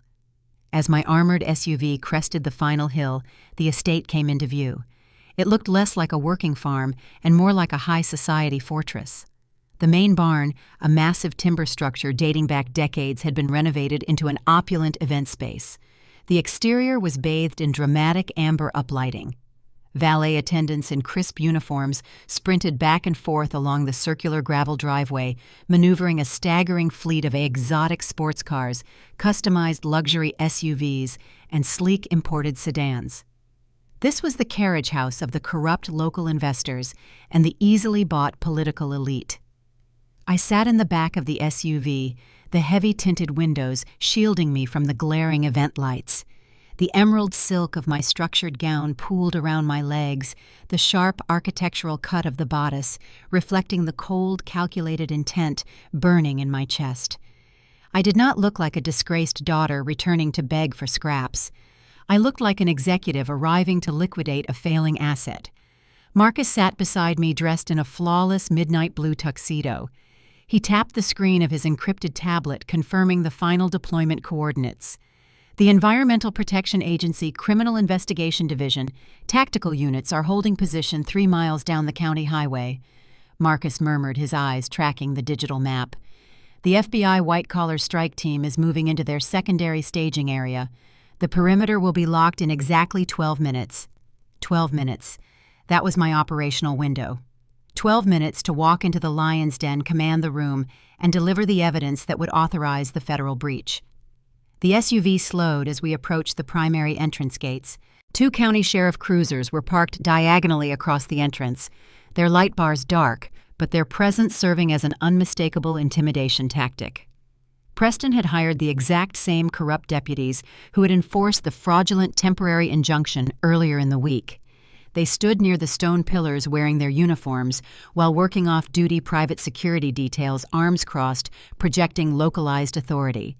The driver brought our vehicle to a halt. One of the deputies, a broad-shouldered man with a scowl, approached my window. He shone a bright flashlight against the tinted glass, clearly intending to turn away any uninvited guests or lingering press, hoping to cover the recent media scandal Elise had ignited. I did not roll down the window. I did not engage in a petty argument with hired muscle. Marcus opened his door and stepped out into the crisp night air. He buttoned his tuxedo jacket, projecting a calm, lethal authority that instantly put the deputies on the defensive. He did not pull out a VIP invitation or attempt to negotiate access. He reached into his inner pocket and produced a sleek leather wallet, flipping it open to reveal a heavy silver badge and a laminated identification card bearing the seal of the Department of Homeland Security. "We are here on official federal business." Marcus stated, his voice a low, resonant rumble that carried over the sound of the idling engine. "Step aside immediately, or you will be detained for interfering with an active federal investigation." The deputy face drained of color. The arrogant sneer vanished, replaced by the instinctual terror of a local officer, suddenly realizing he was standing in the path of a federal bulldozer. He looked at the badge, then at Marcus, and quickly holstered his flashlight. He signaled his partner, and they practically scrambled backward, clearing the entrance and waving the SUV through the gates. The local corruption ended the exact moment federal jurisdiction was asserted. The driver pulled the vehicle right up to the main entrance of the illuminated barn. The heavy wooden doors were propped wide open, spilling warm light and the sound of a live string quartet out into the night. I stepped out of the SUV, the emerald silk catching the ambient light. I did not wait for an usher. I bypassed the velvet ropes and the bewildered event coordinators, striding purposefully toward the entrance. Marcus flanked me, an imposing silent guardian, ensuring my path remained completely unobstructed. I stepped over the threshold and entered the main event space. The sheer scale of the deception was breathtaking. Massive crystal chandeliers hung suspended from the exposed wooden rafters, casting a brilliant glittering light over dozens of tables draped in white linen. Waiters carrying silver trays of champagne and caviar wove through a dense crowd of the city's most influential figures. I surveyed the room, my forensic instincts analyzing the social dynamics. In the center of the barn, elevated on a slight platform, sat the VIP table. Preston held court, leaning back in a high-backed leather chair, holding a crystal flute of premium champagne. I was laughing loudly, his face flushed with the intoxicating thrill of his perceived victory. He believed he had successfully secured the estate, secured his shadow loan, and secured the $10 million payload. He felt utterly invincible. Elise sat next to him, draped in a sheer, heavily beaded designer gown. She was actively working the table, flashing brilliant, predatory smiles at the guests. She was basking in the triumph of her media smear campaign, convinced she had permanently erased my existence from their high society narrative. My parents, Richard and Catherine, sat adjacent to them. They beamed with unearned pride, sipping their drinks and nodding enthusiastically as Preston regaled the table with stories of his visionary development plans. They were celebrating the golden boy, completely oblivious to the toxic wasteland buried beneath their feet. But my eyes bypassed my family and locked onto the 4 men sitting on the opposite side of the VIP table. They wore sharp, understated suits and maintained stiff, hyper-vigilant postures that stood out amidst the relaxed partying crowd. These were not local investors or easily bought politicians. These were the representatives of the sanctioned foreign syndicate. They had arrived disguised as legitimate venture capitalists, patiently waiting for the ceremonial dinner to conclude, so Preston could hand over the physical deeds to the water rights. They believed their $10 million wire transfer had cleared a lease offshore escrow account. I began my walk down the center aisle. I moved with a slow, measured, and entirely unyielding pace. The emerald gown swept across the polished concrete floor, commanding the visual space. I did not attempt to blend in. I demanded absolute attention. The guests standing near the entrance noticed me first. The polite chatter died in my immediate wake, replaced by sharp, confused whispers. People recognized the face from the brutal media articles published just days ago. They expected a ruined, disgraced woman hiding from public shame. They did not expect a woman radiating the cold, terrifying power of an executioner. The wave of silence rolled through the massive barn, tracking my progress toward the VIP table. The sudden drop in ambient noise caught the attention of the string quartet playing on a small raised stage near the back. The cellist faltered, missing a note. The violinist looked up, saw the crowd parting for me, and lowered her bow. The music abruptly stopped. The silence that crashed over the room was absolute and deafening. 200 high-profile guests stood completely paralyzed, their eyes darting between me and the family seated at the center table. Preston was in the middle of a loud, boisterous laugh. The sudden silence cut his laughter short. He lowered his champagne flute, his brow furrowing in irritation at the sudden interruption of his celebration. He turned his head, looking down the center aisle to find the source of the disturbance. When his eyes locked onto mine, the color rapidly vanished from his face, leaving his skin a sickly ashen gray. His jaw dropped slightly. The smug, arrogant conqueror instantly devolved into a terrified child, realizing a nightmare had manifested in his living room. He gripped the edge of the table so tightly, his knuckles turned stark white. Elise followed his gaze. Her predatory smile shattered. She instinctively reached out and grabbed Preston's arm, her manicured nails digging into the fabric of his tuxedo jacket. She stared at my emerald gown, her mind struggling to process why the woman she had thoroughly destroyed in the press was standing in the center of her victory party, looking like absolute royalty. My mother, Catherine, let out a sharp, audible gasp, covering her mouth with her hand. Richard half stood from his chair, his face contorting with sudden defensive rage. I did not stop. I maintained my relentless pace until I reached the very edge of the VIP platform, stopping just 10 feet away from the people who had tried to send me to federal prison. The foreign syndicate investors watched me with narrowed, calculating eyes, sensing the immediate, dangerous shift in the atmosphere. "What are you doing here?" Preston hissed, his voice trembling, as he forced the words through his clenched teeth. His panicked gaze darted toward the entrance, searching for the corrupt deputies he had hired to keep me out. "Security, remove her. She is trespassing." The event staff stood frozen, intimidated by the sheer authority I projected and the imposing presence of Marcus standing silently at my shoulder. I did not answer Preston. I did not engage in a petty screaming match from the floor. I turned my attention away from the VIP table entirely. I walked smoothly past my hyperventilating brother and stepped directly onto the small, raised stage where the string quartet had been playing. I walked up to the microphone stand, adjusting it with a calm, deliberate motion. I looked out over the sea of 200 wealthy, influential guests. They stared back at me in breathless anticipation, waiting for the disgraced daughter to deliver a frantic, tearful defense. They were about to witness a digital slaughter. "Good evening, everyone," I announced, my voice echoing with crisp, lethal clarity through the high-end surround sound speakers.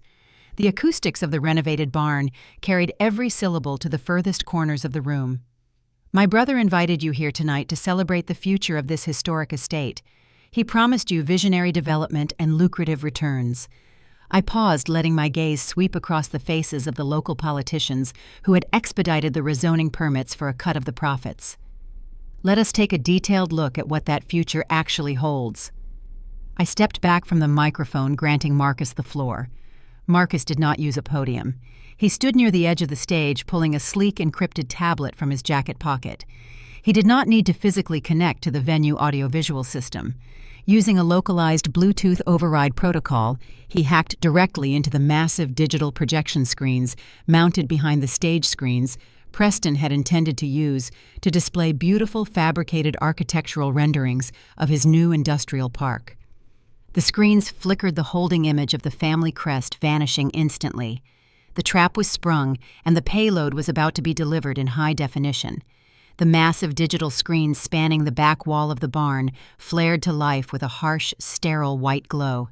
They did not display the sleek, computer-generated architectural models Preston had promised his investors. They displayed raw, unredacted federal documentation. The header at the top of the projected documents bore the undeniable, intimidating seal of the United States Environmental Protection Agency Criminal Investigation Division. A collective murmur of deep confusion rippled through the crowd. Men in expensive tuxedos squinted at the dense blocks of bureaucratic text and chemical breakdowns scrolling across the massive displays. I leaned closer to the microphone, ensuring my voice commanded the vast, echoing space. "What you are currently looking at," I stated, my tone chillingly flat, "are the classified, highly confidential soil and groundwater analysis reports extracted directly from a federal surveillance database. This data was collected by undercover inspectors operating on this exact property over the last 6 months."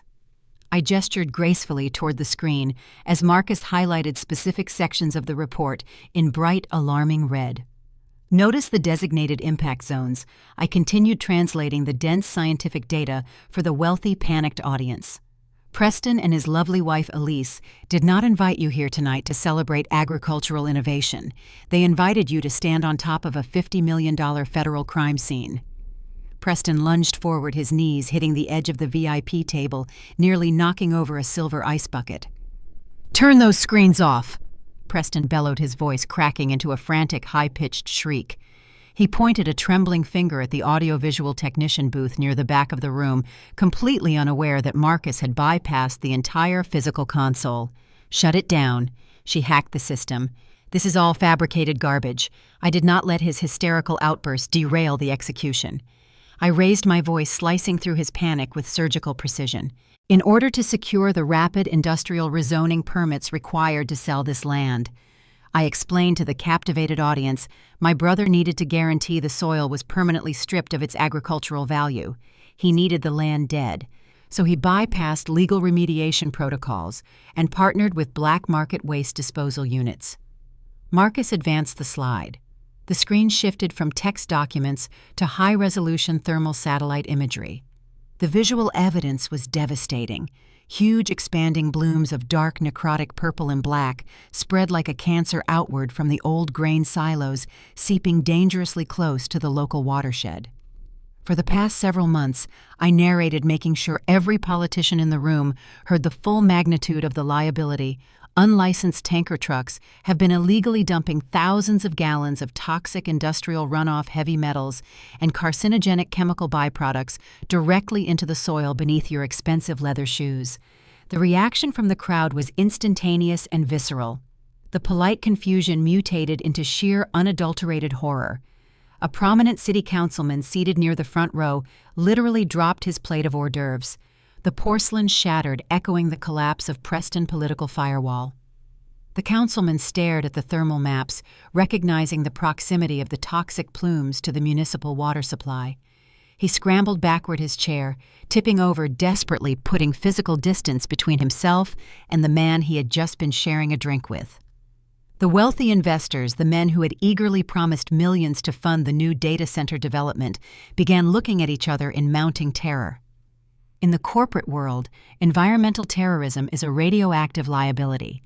The EPA does not just fine the property owner, they pierce the corporate veil, seizing assets from any individual or entity connected to the illicit development. "You lied to us, Preston," shouted a prominent local developer, his face purple with rage as he backed away from the VIP table. "You told us the environmental surveys were clean. You just exposed my entire firm to federal racketeering charges." "It is a lie," Preston screamed back, sweat pouring down his face, ruining the collar of his bespoke tuxedo. He waved his arms frantically, trying to physically corral the fleeing investors. "She is a bitter, estranged sister trying to ruin my reputation." "The soil is fine." Elise stood up, her heavily beaded gown shimmering under the ambient light. She attempted to project her usual ruthless composure, but her hands shook visibly as she clutched her designer purse. "Do not listen to her!" Elise shrieked, her voice carrying a shrill, desperate edge. "Victoria is mentally unstable. She forced her dying grandfather to change his will, and now she is trying to extort us. We have the clean permits right here." She reached into her bag, pulling out the exact manila folder she had brought to my penthouse days ago, desperately waving the forged EPA clearance papers in the air. I smiled. It was a cold, predatory expression that finally silenced her frantic screaming. "Those permits are spectacular forgeries," Elise, I noted calmly over the microphone. "And presenting forged federal documents to secure venture capital is a separate, distinct felony. But the toxic dumping is merely the physical symptom of your greed. Let us look at the financial motivation behind the poison." I nodded to Marcus. The projection screens flickered, snapping away from the thermal maps and loading a new, highly complex set of data. The foreign syndicate members sitting opposite my parents at the VIP table suddenly went entirely rigid. They had remained silent during the environmental exposé, observing the chaos with the cold calculation of seasoned criminals. But as the new documents illuminated the screens behind me, their dangerous composure began to fracture.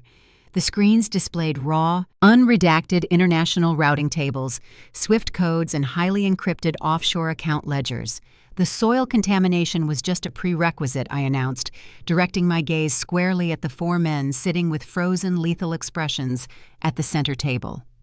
The true prize was the century-old federal water rights attached to this estate, rights that Preston illegally liquidated using a forged signature from our late grandfather. My father, Richard, finally broke his paralyzed silence. He stepped toward the stage, his face contorted in a mask of defensive fury. "You stop this right now, Victoria," Richard roared, pointing an accusatory finger at me. "You are destroying your brother over a simple business transaction. He secured foreign investment to save this family. You are ruining our legacy out of pure, petty jealousy." I looked down at the man who had enabled this monster, who had stood in a boardroom and watched his son plot to send me to federal prison. "He didn't secure foreign investment." "Dad," I replied, my voice dropping to a dangerous, steady calm that resonated through the speakers. "He engaged in international wire fraud with a restricted entity." I gestured to the screens. Marcus highlighted a specific string of corporate identifiers attached to the routing numbers. "The buyers sitting at your table are not legitimate venture capitalists," I stated, exposing the syndicate to the entire room. "They represent a sanctioned foreign syndicate legally barred by the United States government from acquiring domestic utility infrastructure. Transacting with them is a direct violation of international trade embargoes." The foreign investors slowly stood up. They did not shout. They did not scramble toward the exits like the panicked local politicians. They stared at Preston with an intensity so chilling it made the ambient temperature in the room plummet. They realized they had been exposed in a room full of 200 witnesses, and their highly covert operation was now burning on a massive digital display. But I was not finished. The final blow had not yet landed.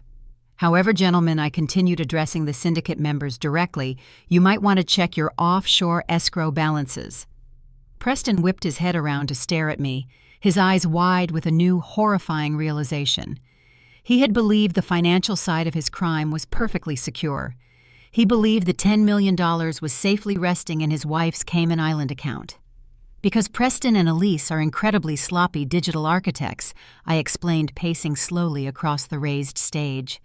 "When you wired the final $10 million payload yesterday afternoon, it did not land in their offshore holding account." Elise gasped, her hand flying to her throat, her pristine facade finally shattering completely. "What did you do?" She choked out, her voice barely a whisper. "My associate executed a border gateway protocol intercept," I revealed, nodding toward Marcus. "He diverted your digital mail carrier mid-flight." I looked back at the syndicate members, watching the lethal realization dawn on their faces. "Your $10 million is currently sitting in a federally flagged holding account linked directly to the Department of Homeland Security terrorist financing watch list." I informed them, delivering the final devastating piece of the puzzle. "Preston didn't just fail to deliver your water rights. he hand-delivered your entire financial network directly to the federal government. The barn descended into absolute suffocating anarchy. The lead foreign investor reached inside his tailored suit jacket, his face twisting into a mask of pure, unadulterated murder. Preston stumbled backward, letting out a pathetic, high-pitched scream as he realized he was trapped between enraged international criminals and the rapidly approaching reality of a federal indictment. He threw his hands up, desperately backing away from the VIP table, looking for an exit that no longer existed. The trap was fully sprung, and the predators were about to tear each other apart. The chaotic murmurs of the fleeing local politicians and the outraged gasps of the country club elite were instantly silenced by the shifting dynamic at the center of the room. The initial shock of the environmental disaster had created panic, but the revelation of the intercepted wire transfer introduced something far more volatile. It introduced a lethal, imminent physical threat. The four men representing the sanctioned foreign syndicate had remained seated during the display of the toxic dumping reports. They were professionals accustomed to navigating corporate scandals and bureaucratic red tape. But the realization that their $10 million payload had been hijacked and routed directly to a Department of Homeland Security watch list fundamentally altered their calculus. They were no longer anonymous investors hiding behind shell companies. They were exposed operatives standing in a room rapidly filling with panicked witnesses. The lead investor, a man whose tailored suit could not hide the hardened, dangerous lines of his physique, stood up slowly. He did not yell. He did not make a frantic scene like the local developers who were currently shoving each other toward the exits. He simply locked his cold, unblinking gaze onto Preston. The look was a physical manifestation of a death sentence. Preston, who had spent his entire life bullying his family and intimidating small-town contractors, suddenly understood the vast, terrifying difference between domestic arrogance and international organized crime. He scrambled backward, his polished leather shoes slipping on the concrete floor. He crashed into a stack of folding chairs, sending them clattering loudly to the ground, his arms windmilling desperately to keep his balance. "It is a lie!" Preston shrieked, his voice cracking into a high-pitched, hysterical whine. The bravado he had wielded in the law office hours ago was entirely eradicated. "She is lying. The escrow is secure. I swear to you, the water rights are yours. We just need to finalize the signatures."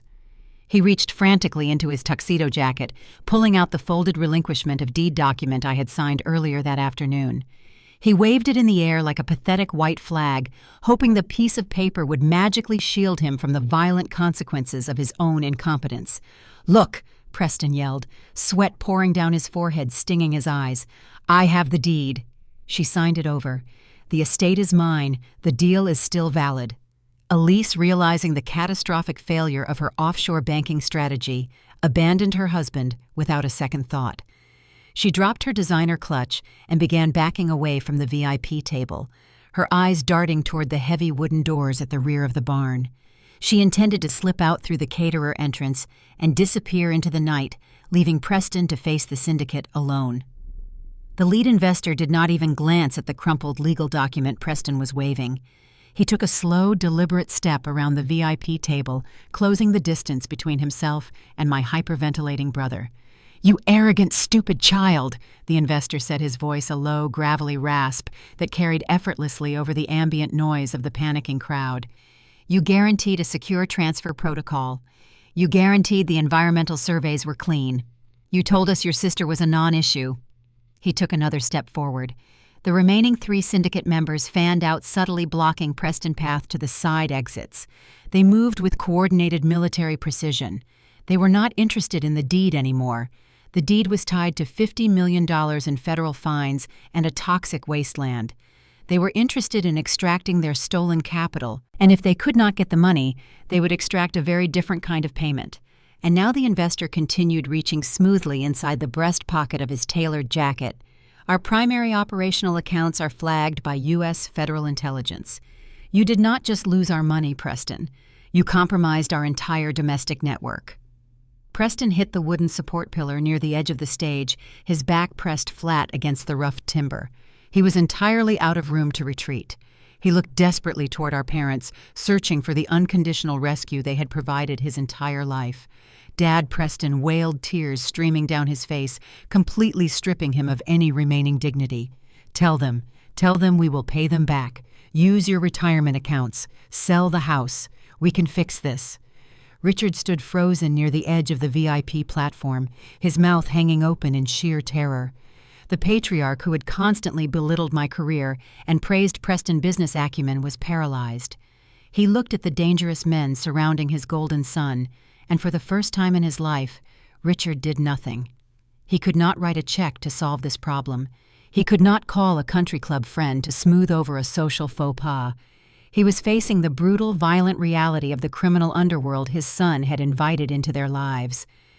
My mother, Catherine, let out a piercing scream, dropping to her knees on the concrete floor.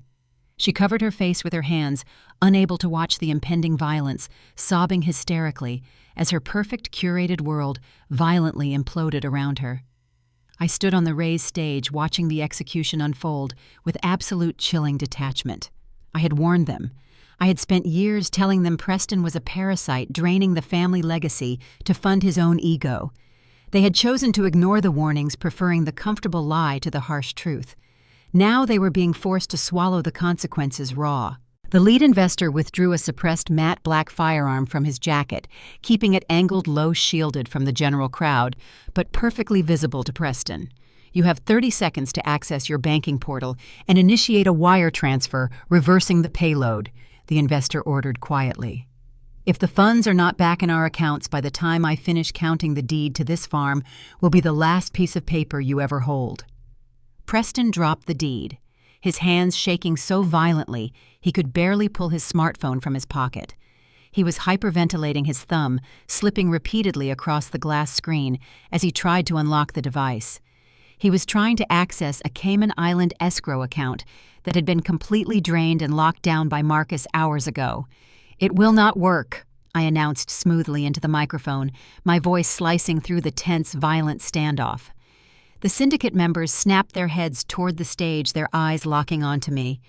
The lead investor did not raise his weapon, but his posture shifted, recognizing the true architect of his current crisis. I looked directly at the dangerous men standing mere feet away. I did not flinch. I did not break eye contact. "He cannot reverse the wire," I explained, maintaining a calm, authoritative cadence. "The offshore account is frozen. The holding company is locked. Your $10 million is currently secured behind a Department of Homeland Security cryptographic firewall. Preston has absolutely no access to the funds, and neither do you." The lead investor narrowed his eyes, processing the reality of my statement. He realized he was not dealing with a fragile, disgruntled sister throwing a tantrum. He was dealing with a corporate operative who had successfully outmaneuvered a sanctioned international entity. "Who are you?" the investor demanded, his voice tight with barely suppressed rage. "I am the auditor," I replied coldly, "and I highly suggest you lower your weapon and leave this property immediately. The local deputies you bypassed at the gate are not your biggest problem tonight." Before the investor could question my warning, the heavy wooden double doors at the front entrance of the barn violently burst open. The sound was like a thunderclap, shattering the remaining tension in the room and instantly shifting the tactical landscape. The syndicate members spun around, their hands instinctively moving toward their concealed weapons. Preston collapsed to the floor, curling into a tight, pathetic ball, sobbing into his ruined tuxedo. He was completely broken, a man crushed between the consequences of his own greed and the inescapable reality of the trap he had triggered. The final explosive phase of the execution had officially arrived, and it wore a federal badge. The heavy wooden doors of the barn did not just swing open. They were violently breached, slamming against the interior walls with a concussive crack that momentarily deafened the room. Before the panicked guests could even register the sound, the night air outside was shredded by the escalating multi-tonal wail of heavy sirens. The noise was not the standard, isolated chirp of a local county cruiser. This was a synchronized, overwhelming wall of sound generated by a massive convoy of federal tactical vehicles. Through the shattered entrance, I could see the perimeter of the estate transforming into a hostile zone. Heavy armored transport trucks, their matte black paint gleaming under the harsh glare of mounted floodlights, had systematically pulverized the antique wrought iron gates my grandfather had proudly installed decades ago. The corrupt local deputies who had previously guarded the driveway were already disarmed, shoved face first against the hoods of their own cruisers, their hands zip-tied tightly behind their backs. The amber uplighting Preston had rented to make the barn look rustic and chic was instantly overpowered. Frantic, strobing red and blue emergency lights sliced through the darkness, casting long, erratic shadows across the faces of the terrified country club elite. The meticulously planned high society gala had officially devolved into a chaotic, brightly lit federal crime scene. Dozens of operatives poured into the event space simultaneously. They did not move with the hesitant caution of local law enforcement executing a standard warrant. They moved with the aggressive, overwhelming velocity of a specialized strike team executing a high-value raid. Agents wearing heavy tactical vests, emblazoned with the bright yellow letters of the Federal Bureau of Investigation, stormed through the main doors. Flanking them, entering rapidly through the side catering exits, were officers bearing the insignia of the Environmental Protection Agency Criminal Investigation Division. The coordination was flawless. Marcus had engineered the digital tip-off with absolute pinpoint accuracy. He had ensured the federal agencies recognized the imminent flight risk posed by the foreign syndicate members, forcing an immediate synchronized mobilization. Federal agents, nobody move. Keep your hands where we can see them. The command boomed through a high-powered bullhorn, the voice of the tactical commander slicing through the rising screams of the guests. The sheer volume and authority of the order paralyzed the room. The wealthy investors, local politicians, and socialites who had spent the evening sipping champagne and congratulating themselves on their exclusivity now found themselves cowering against the rough timber walls, desperate to avoid the sweeping arcs of tactical flashlights. The 4 members of the sanctioned foreign syndicate, who mere seconds ago had been prepared to execute my brother, instantly assessed the shifting tactical landscape. They were seasoned operatives, accustomed to navigating hostile international environments. They recognized the overwhelming disparity in firepower and the futility of resistance. Engaging a federal tactical team in a crowded, illuminated room was a guaranteed death sentence. Without exchanging a single word, the lead investor slowly raised his hands, keeping his palms open and visible. He carefully opened his tailored suit jacket, exposing the suppressed firearm tucked into his shoulder holster, and took a slow, deliberate step backward, distancing himself from the weapon. His associates mirrored his actions, neutralizing themselves before the FBI agents even closed the distance. They were professionals choosing survival and eventual legal maneuvering over a suicidal firefight. Preston, however, possessed absolutely no such professional composure. The sudden influx of armed federal agents, the deafening sirens, and the terrifying realization that his fraudulent empire was collapsing in real time completely shattered his fragile psyche. The arrogant golden boy who had spent his entire life bullying those beneath him and hiding behind his parents' wealth was finally forced to face a consequence he could not bribe or charm his way out of. He collapsed entirely. Preston dropped from his crouch by the VIP table, falling heavily onto his knees. The expensive fabric of his bespoke tuxedo tore as it scraped against the concrete floor, but he did not notice. I was hyperventilating his chest, heaving with rapid, shallow gasps that sounded like a drowning man fighting for air. He curled his arms around his torso, rocking back and forth, tears streaming freely down his face, ruining his meticulously groomed appearance. I was trapped. He knew the EPA agents swarming the room held warrants for the toxic soil contamination. He knew the FBI agents securing the syndicate members were here for the international wire fraud. I was staring down the barrel of a multi-decade federal prison sentence, and the sheer terror stripped away every ounce of his remaining dignity. 2 heavily armored FBI agents broke away from the main perimeter securing the syndicate members and marched directly toward the center of the room. Their target was undeniable. Preston watched their heavy boots closing the distance.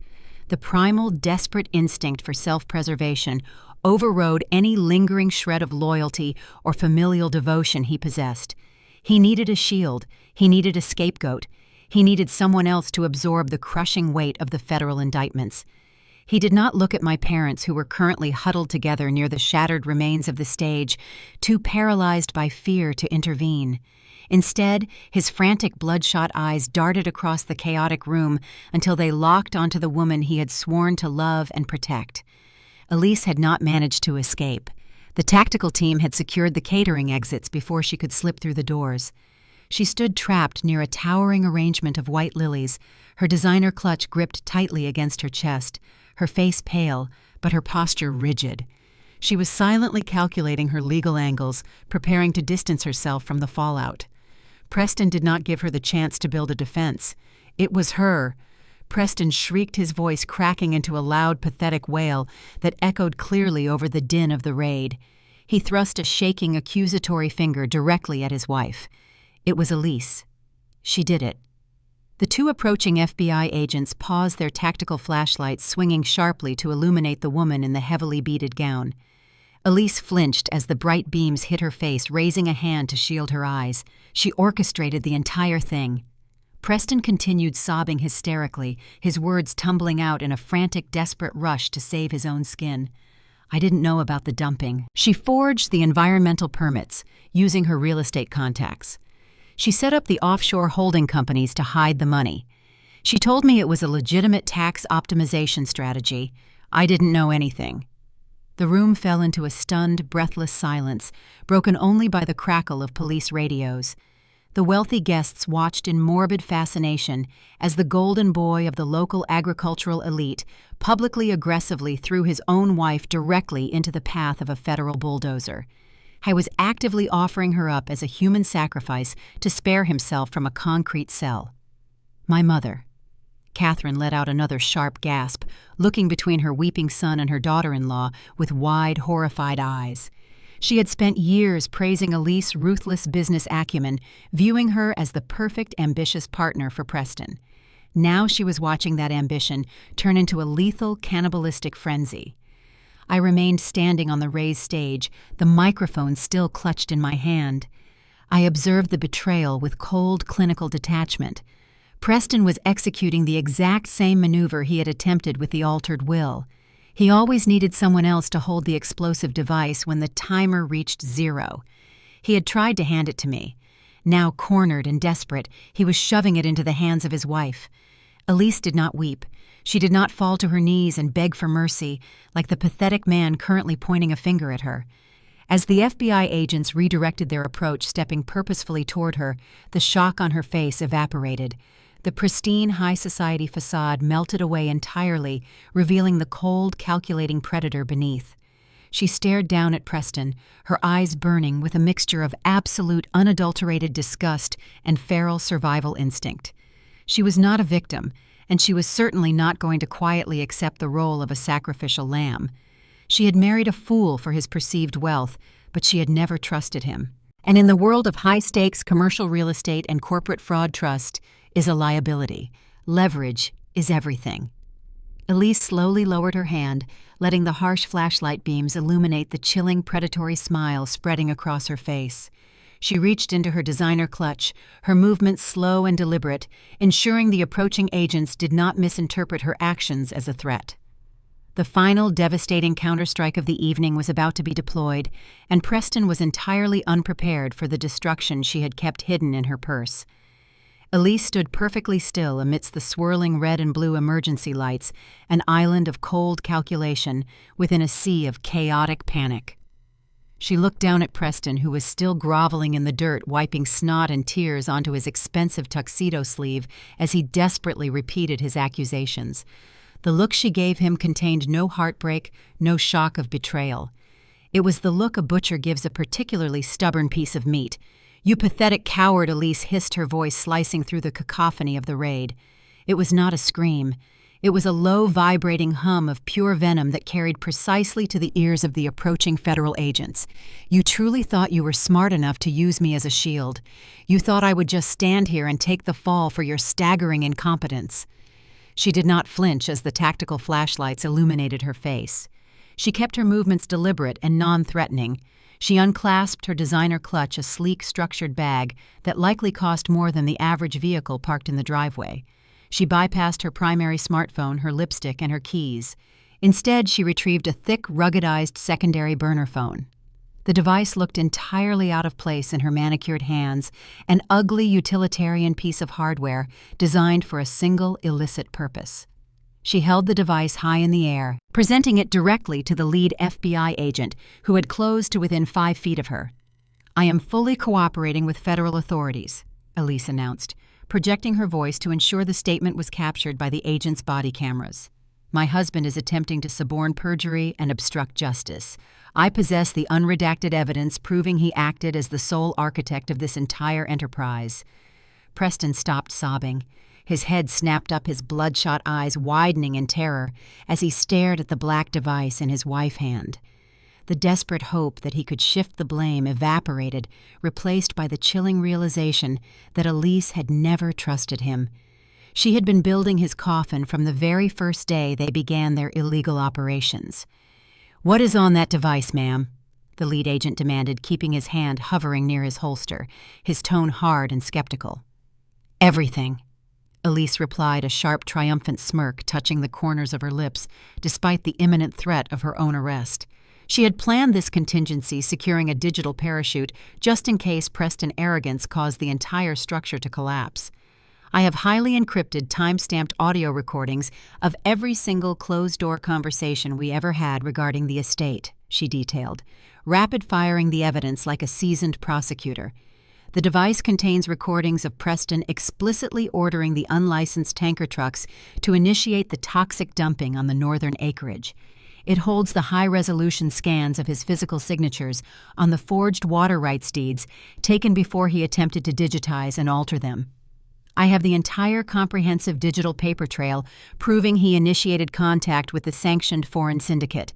He is the primary actor. I was merely acting under duress and coercion." She was spinning her own narrative, attempting to leverage the undeniable evidence against her husband to negotiate a favorable plea deal for herself. She was offering them the head of the operation on a silver platter in exchange for leniency. The lead agent did not negotiate. Federal tactical teams executing a joint raid with the Environmental Protection Agency do not broker plea deals in the middle of a barn. They secure the scene and neutralize all targets. "Secure the device," the commander barked. A secondary agent lunged forward aggressively, snatching the ruggedized burner phone from Elise's hand. He immediately dropped it into a specialized signal-blocking Faraday bag, sealing the digital evidence to prevent remote wiping. Simultaneously, the lead agent grabbed Elise by the shoulder, spinning her around with forceful efficiency. Her claim of cooperation did not buy her freedom. "Elise Vance, you are under arrest for conspiracy to commit international wire fraud and environmental sabotage," the agent stated, his voice a mechanical drone reciting the Miranda warning. Elise gasped as her arms were violently yanked behind her back. The sharp metallic clatter of heavy steel handcuffs ratcheting tightly around her wrists echoed over the ambient noise. She struggled briefly, her designer heels slipping on the concrete, her pristine white gown twisting awkwardly as the agent secured her restraints. Her smug, predatory smile finally shattered, replaced by the grim reality that her evidence might bury Preston, but it would not save her from federal prison. Across the room, the scene with Preston was far less dignified. The two heavily armored tactical officers who had initially approached him did not offer the same verbal warnings. They moved with the aggressive, overwhelming force reserved for cornered, erratic suspects. They grabbed Preston by his upper arms, hauling him off the dirt floor with a violent jerk that nearly lifted him entirely off his feet. Preston let out a high-pitched wail, his legs thrashing weakly as they dragged him backward. He tried to twist away his ruined tuxedo, tearing further at the seams, but he was completely overpowered. The officers slammed him hard against a thick wooden support pillar near the VIP table. The impact knocked the remaining breath from his lungs. "No, please," Preston screamed, spittle flying from his lips as his face was pressed firmly against the rough timber. "She is lying. The recordings are fake. I didn't know about the toxins." His desperate pleas were ignored. An agent pinned Preston head against the wood with a heavy forearm while pulling his hands behind his back. The handcuffs clicked shut, locking his wrists in an unforgiving steel grip. The golden boy of the local agricultural elite was officially a federal inmate secured to a pillar in the very barn he had renovated to celebrate his stolen empire. The crowd of wealthy guests watched the dual arrests in horrified, breathless silence. The local politicians who had accepted bribes to expedite the rezoning permits realized they had just been witnessed attending a gala hosted by international criminals. They began quietly, desperately edging toward the exits, hoping the federal agents would not block their retreat. The entire social hierarchy of the county was disintegrating in real time. I stood on the raised stage, the microphone still resting loosely in my hand. I observed the tactical precision of the arrests, with a deep, resonating sense of finality. The chaotic noise of the raid felt distant, muted by the cold, glacial calm settling over my mind. The trap had functioned flawlessly. The detonation was complete. My parents, however, were entirely incapable of processing the destruction of their reality. Richard and Catherine had remained huddled near the edge of the VIP platform, paralyzed by the sheer velocity of the raid. But as they watched the federal agents forcefully drag Preston away from the pillar, hauling him toward the exit, and the waiting armored transport vehicles, the paralysis finally broke. The illusion they had spent decades cultivating, the flawless facade of their aristocratic wealthy family, was being marched out the door in handcuffs. Catherine let out a guttural, tearing sob. It was the sound of a woman watching her entire identity burn to ash. She stumbled forward, her expensive evening gown catching on an overturned chair. Richard grabbed her arm, his face pale and contorted in sheer panic. They did not run toward Preston.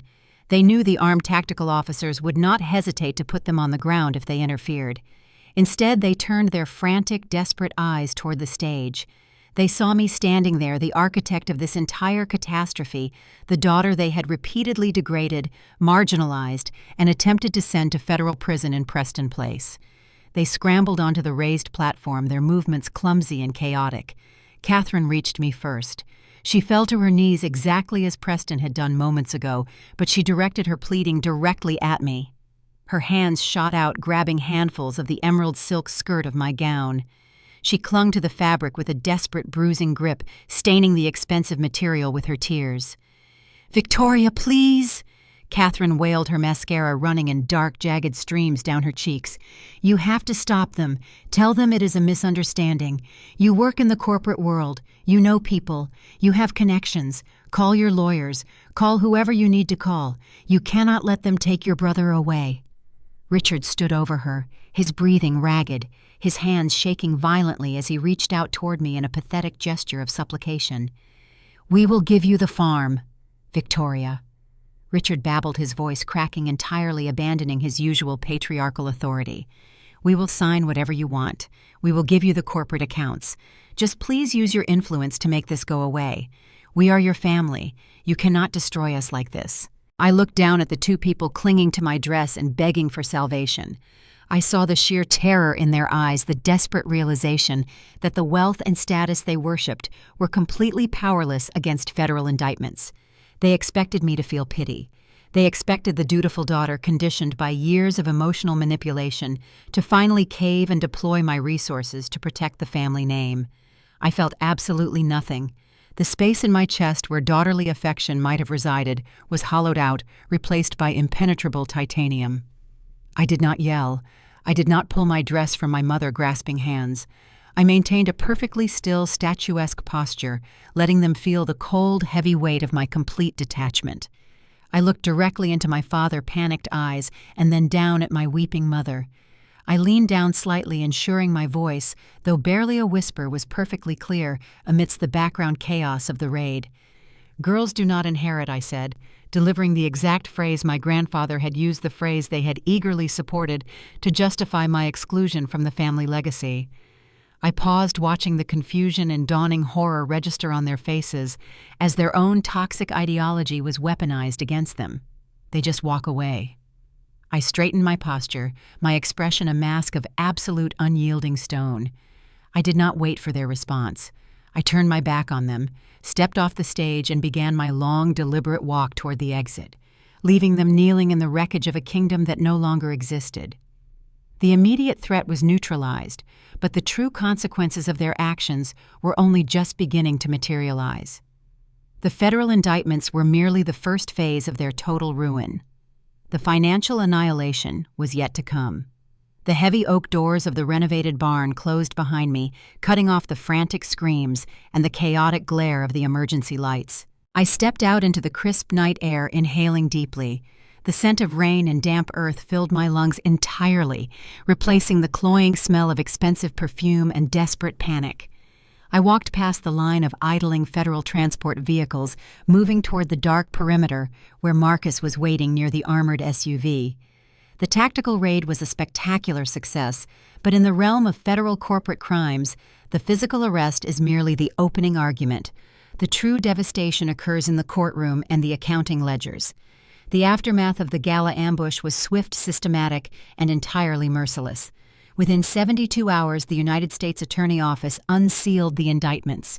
The documents read like a masterclass in catastrophic greed. Preston and Elise were formally charged with 45 federal counts. The list included interstate wire fraud conspiracy to commit money laundering violation of international trade embargoes and a rarely utilized but highly punitive charge of environmental terrorism. The sheer volume of the charges guaranteed they would not see the outside of a courtroom for months.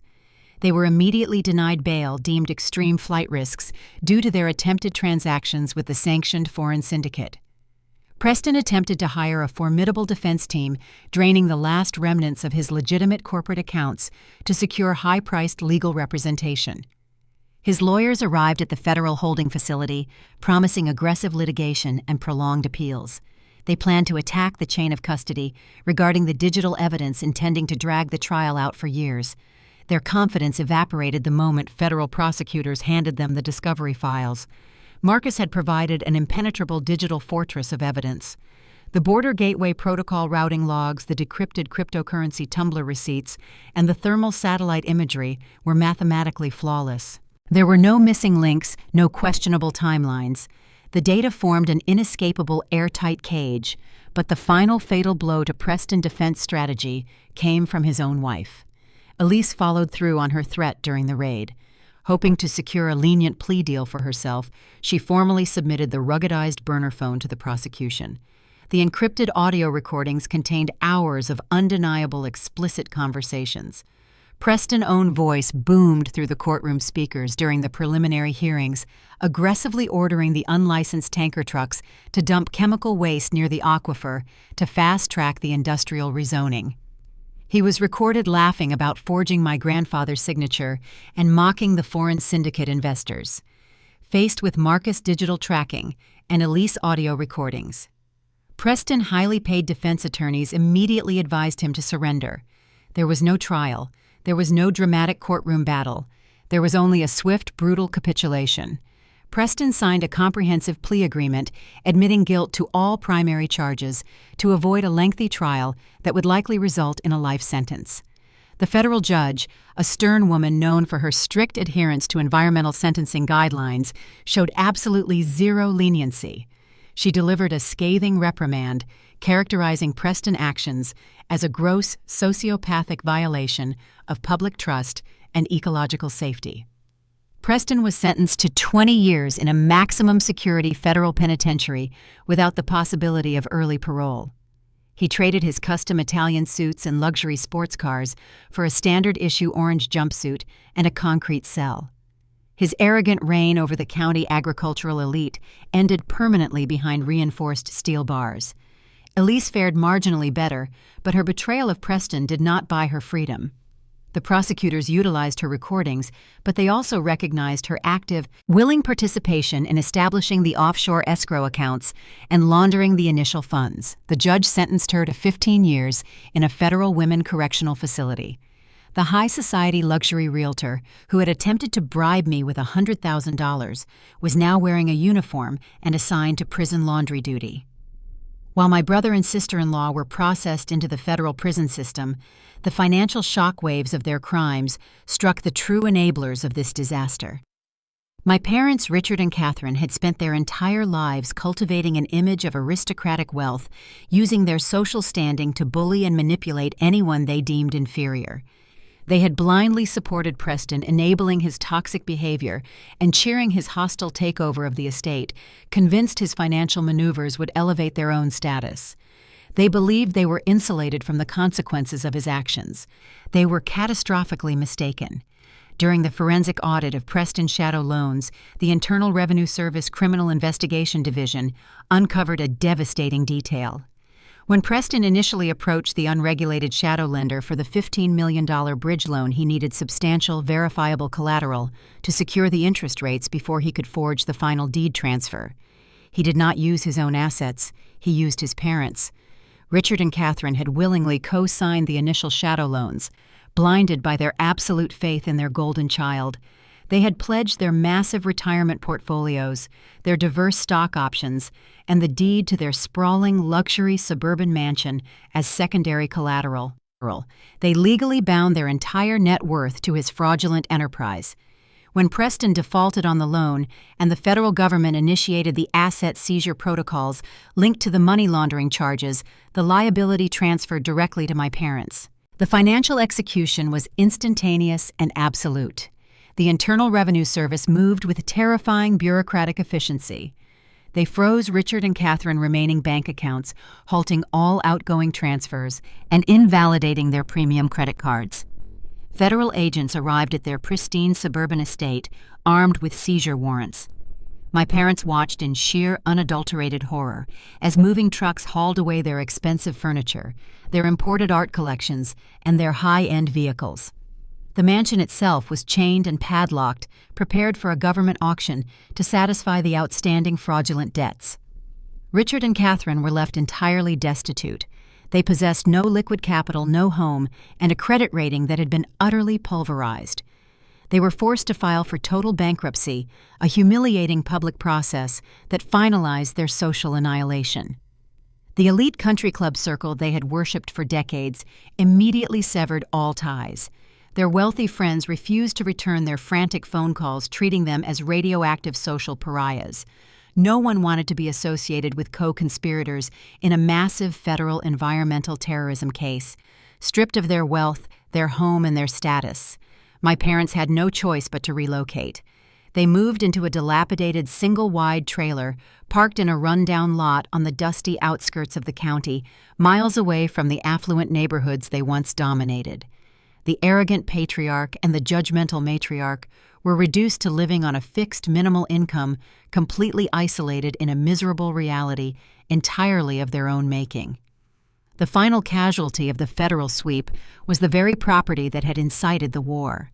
The Environmental Protection Agency officially seized the 5,000-acre agricultural estate.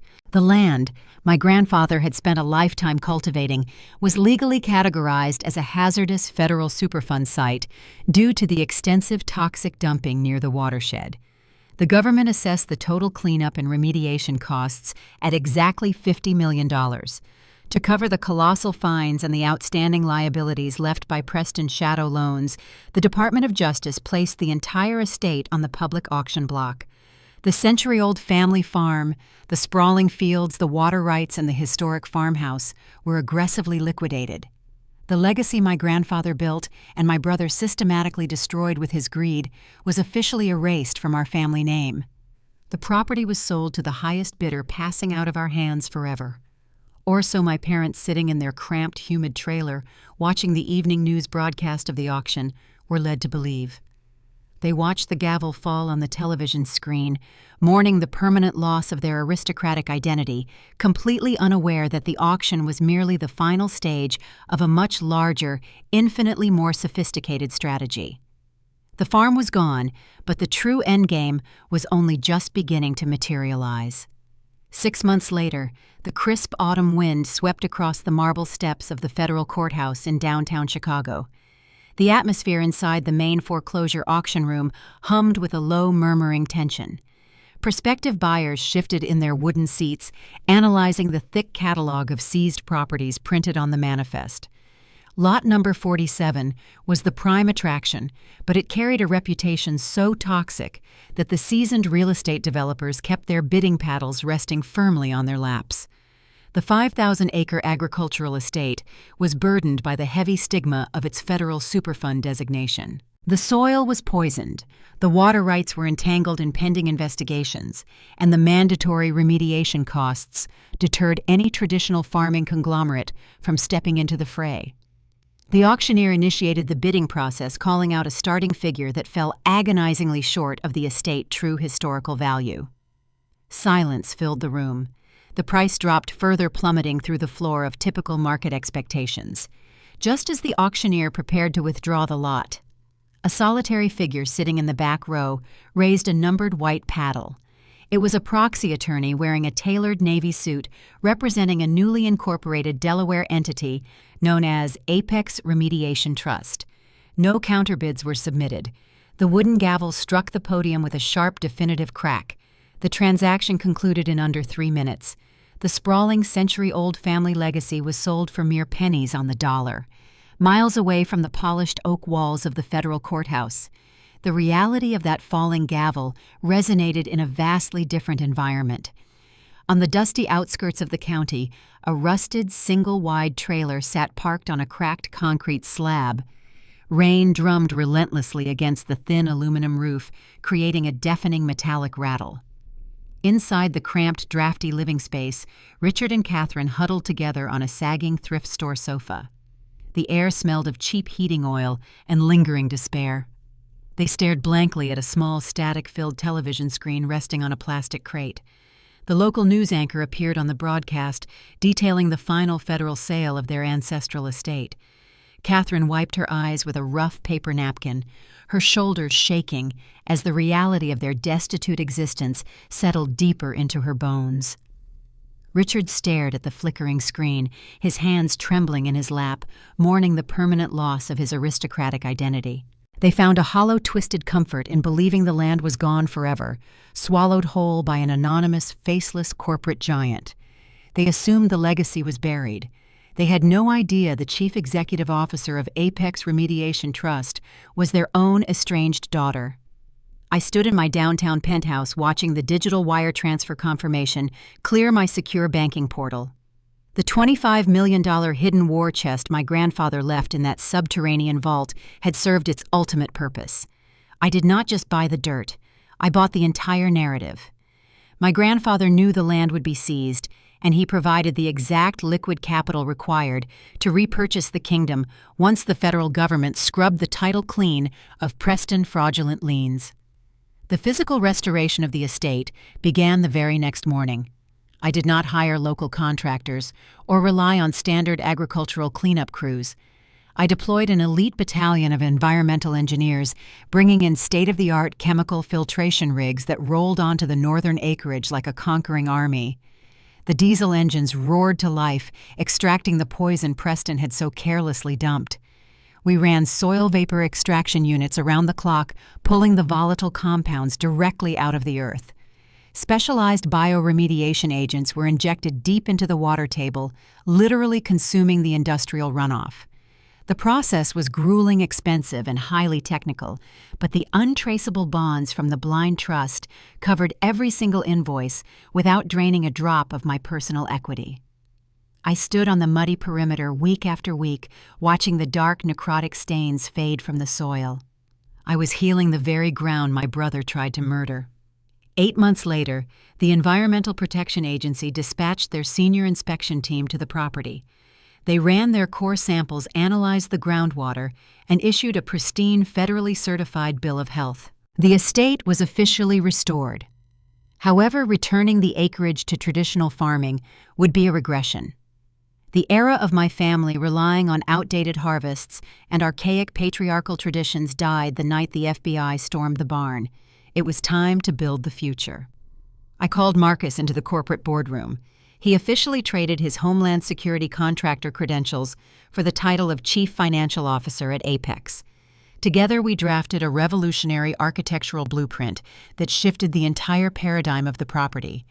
We did not plant wheat or soybeans. We poured deep concrete foundations for a sprawling, sustainable agri-tech research facility. Sleek glass and steel structures rose from the earth, replacing the rotting timber barns.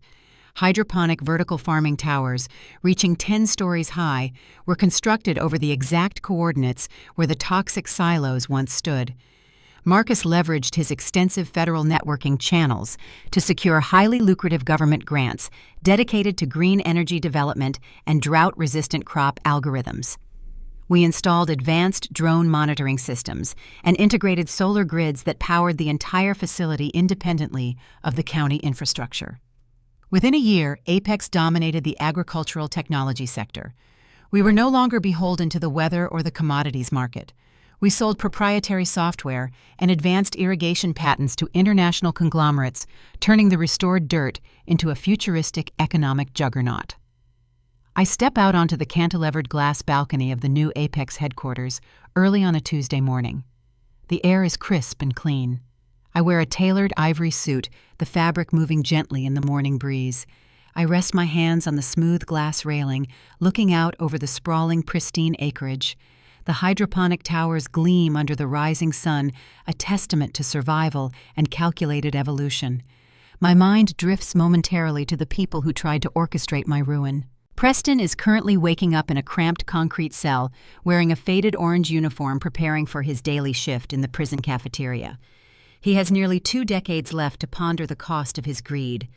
Elise is sorting rough cotton sheets in a federal laundry facility, stripped of her designer gowns and her unearned superiority. My parents remain trapped in their humid metallic trailer, entirely ostracized, clipping coupons to survive the week. They traded their legacy for the illusion of power and earned themselves a lifetime of poverty. I took the ultimate symbol of my family patriarchal arrogance and forged it into an unstoppable empire. The people who tried to bury me are rotting in their respective cages while I command the very ground they tried to steal. My grandfather once told me that girls do not inherit the family farm. He was right. We do not inherit. We orchestrate the takeover. You never let a parasite dictate your worth. You simply weaponize their greed, let them dig their own graves, and then you buy the kingdom they abandoned at a steep discount. The morning sun reflects off the glass facade of the Apex headquarters, casting a warm, brilliant light over the restored fields. I step back inside my corner office, tracing the rim of my coffee cup. The empire I stand on was not handed to me on a silver platter. It was forged in the heat of a calculated betrayal. Looking back at the wreckage of my biological relatives, the clarity I gained from their downfall is worth far more than the fortune hidden in my grandfather's subterranean vault. Surviving that ordeal etched 3 unyielding truths into my mind. The first is that silence remains the most lethal weapon in any strategic arsenal. When toxic individuals attempt to drag you into their chaos, human instinct urges you to scream, to defend your character, to fight the allegations publicly. Restrain that impulse. Never interrupt a predator who believes they are setting the perfect snare. By masking my knowledge and playing the defeated victim, I provided my brother the exact amount of rope he needed to hang himself. Let them underestimate your intellect. Their unbridled arrogance will always serve as their fatal vulnerability. The second reality exposes the dangerous myth of unconditional blood loyalty.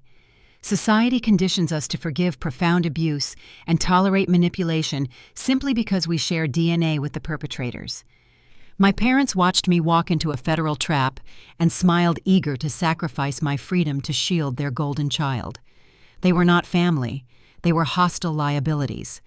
True family requires mutual respect, fierce protection, and shared integrity, qualities I found in Marcus, who stood unflinchingly by my side when the tactical units breached those wooden barn doors. You must sever the dead weight from your life without a single ounce of guilt. Finally, never fight to hold on to a poisoned legacy. If they hand you a toxic inheritance, whether it is physical acreage saturated with chemicals or generations of emotional manipulation, drop the deed. You possess no obligation to fix what they intentionally broke. Walk away, gather your resources in the shadows, and build a new kingdom entirely on your own terms. Your value is not dictated by the throne they refuse to offer you. It is measured by the futuristic fortress you construct from the ashes they leave behind. The desk console chimes, signaling the start of another highly profitable day. My past is buried, and the future is mine to dictate. Have you ever had to outmaneuver a toxic relative who thought they held all the leverage? Drop your story in the comments below. I read every single one. If you found power in this journey, hit the like button and subscribe to Blueberry Revenge for more stories of surviving the ultimate betrayals and claiming the exact justice you deserve. Never settle for the poisoned soil when you can own the entire horizon.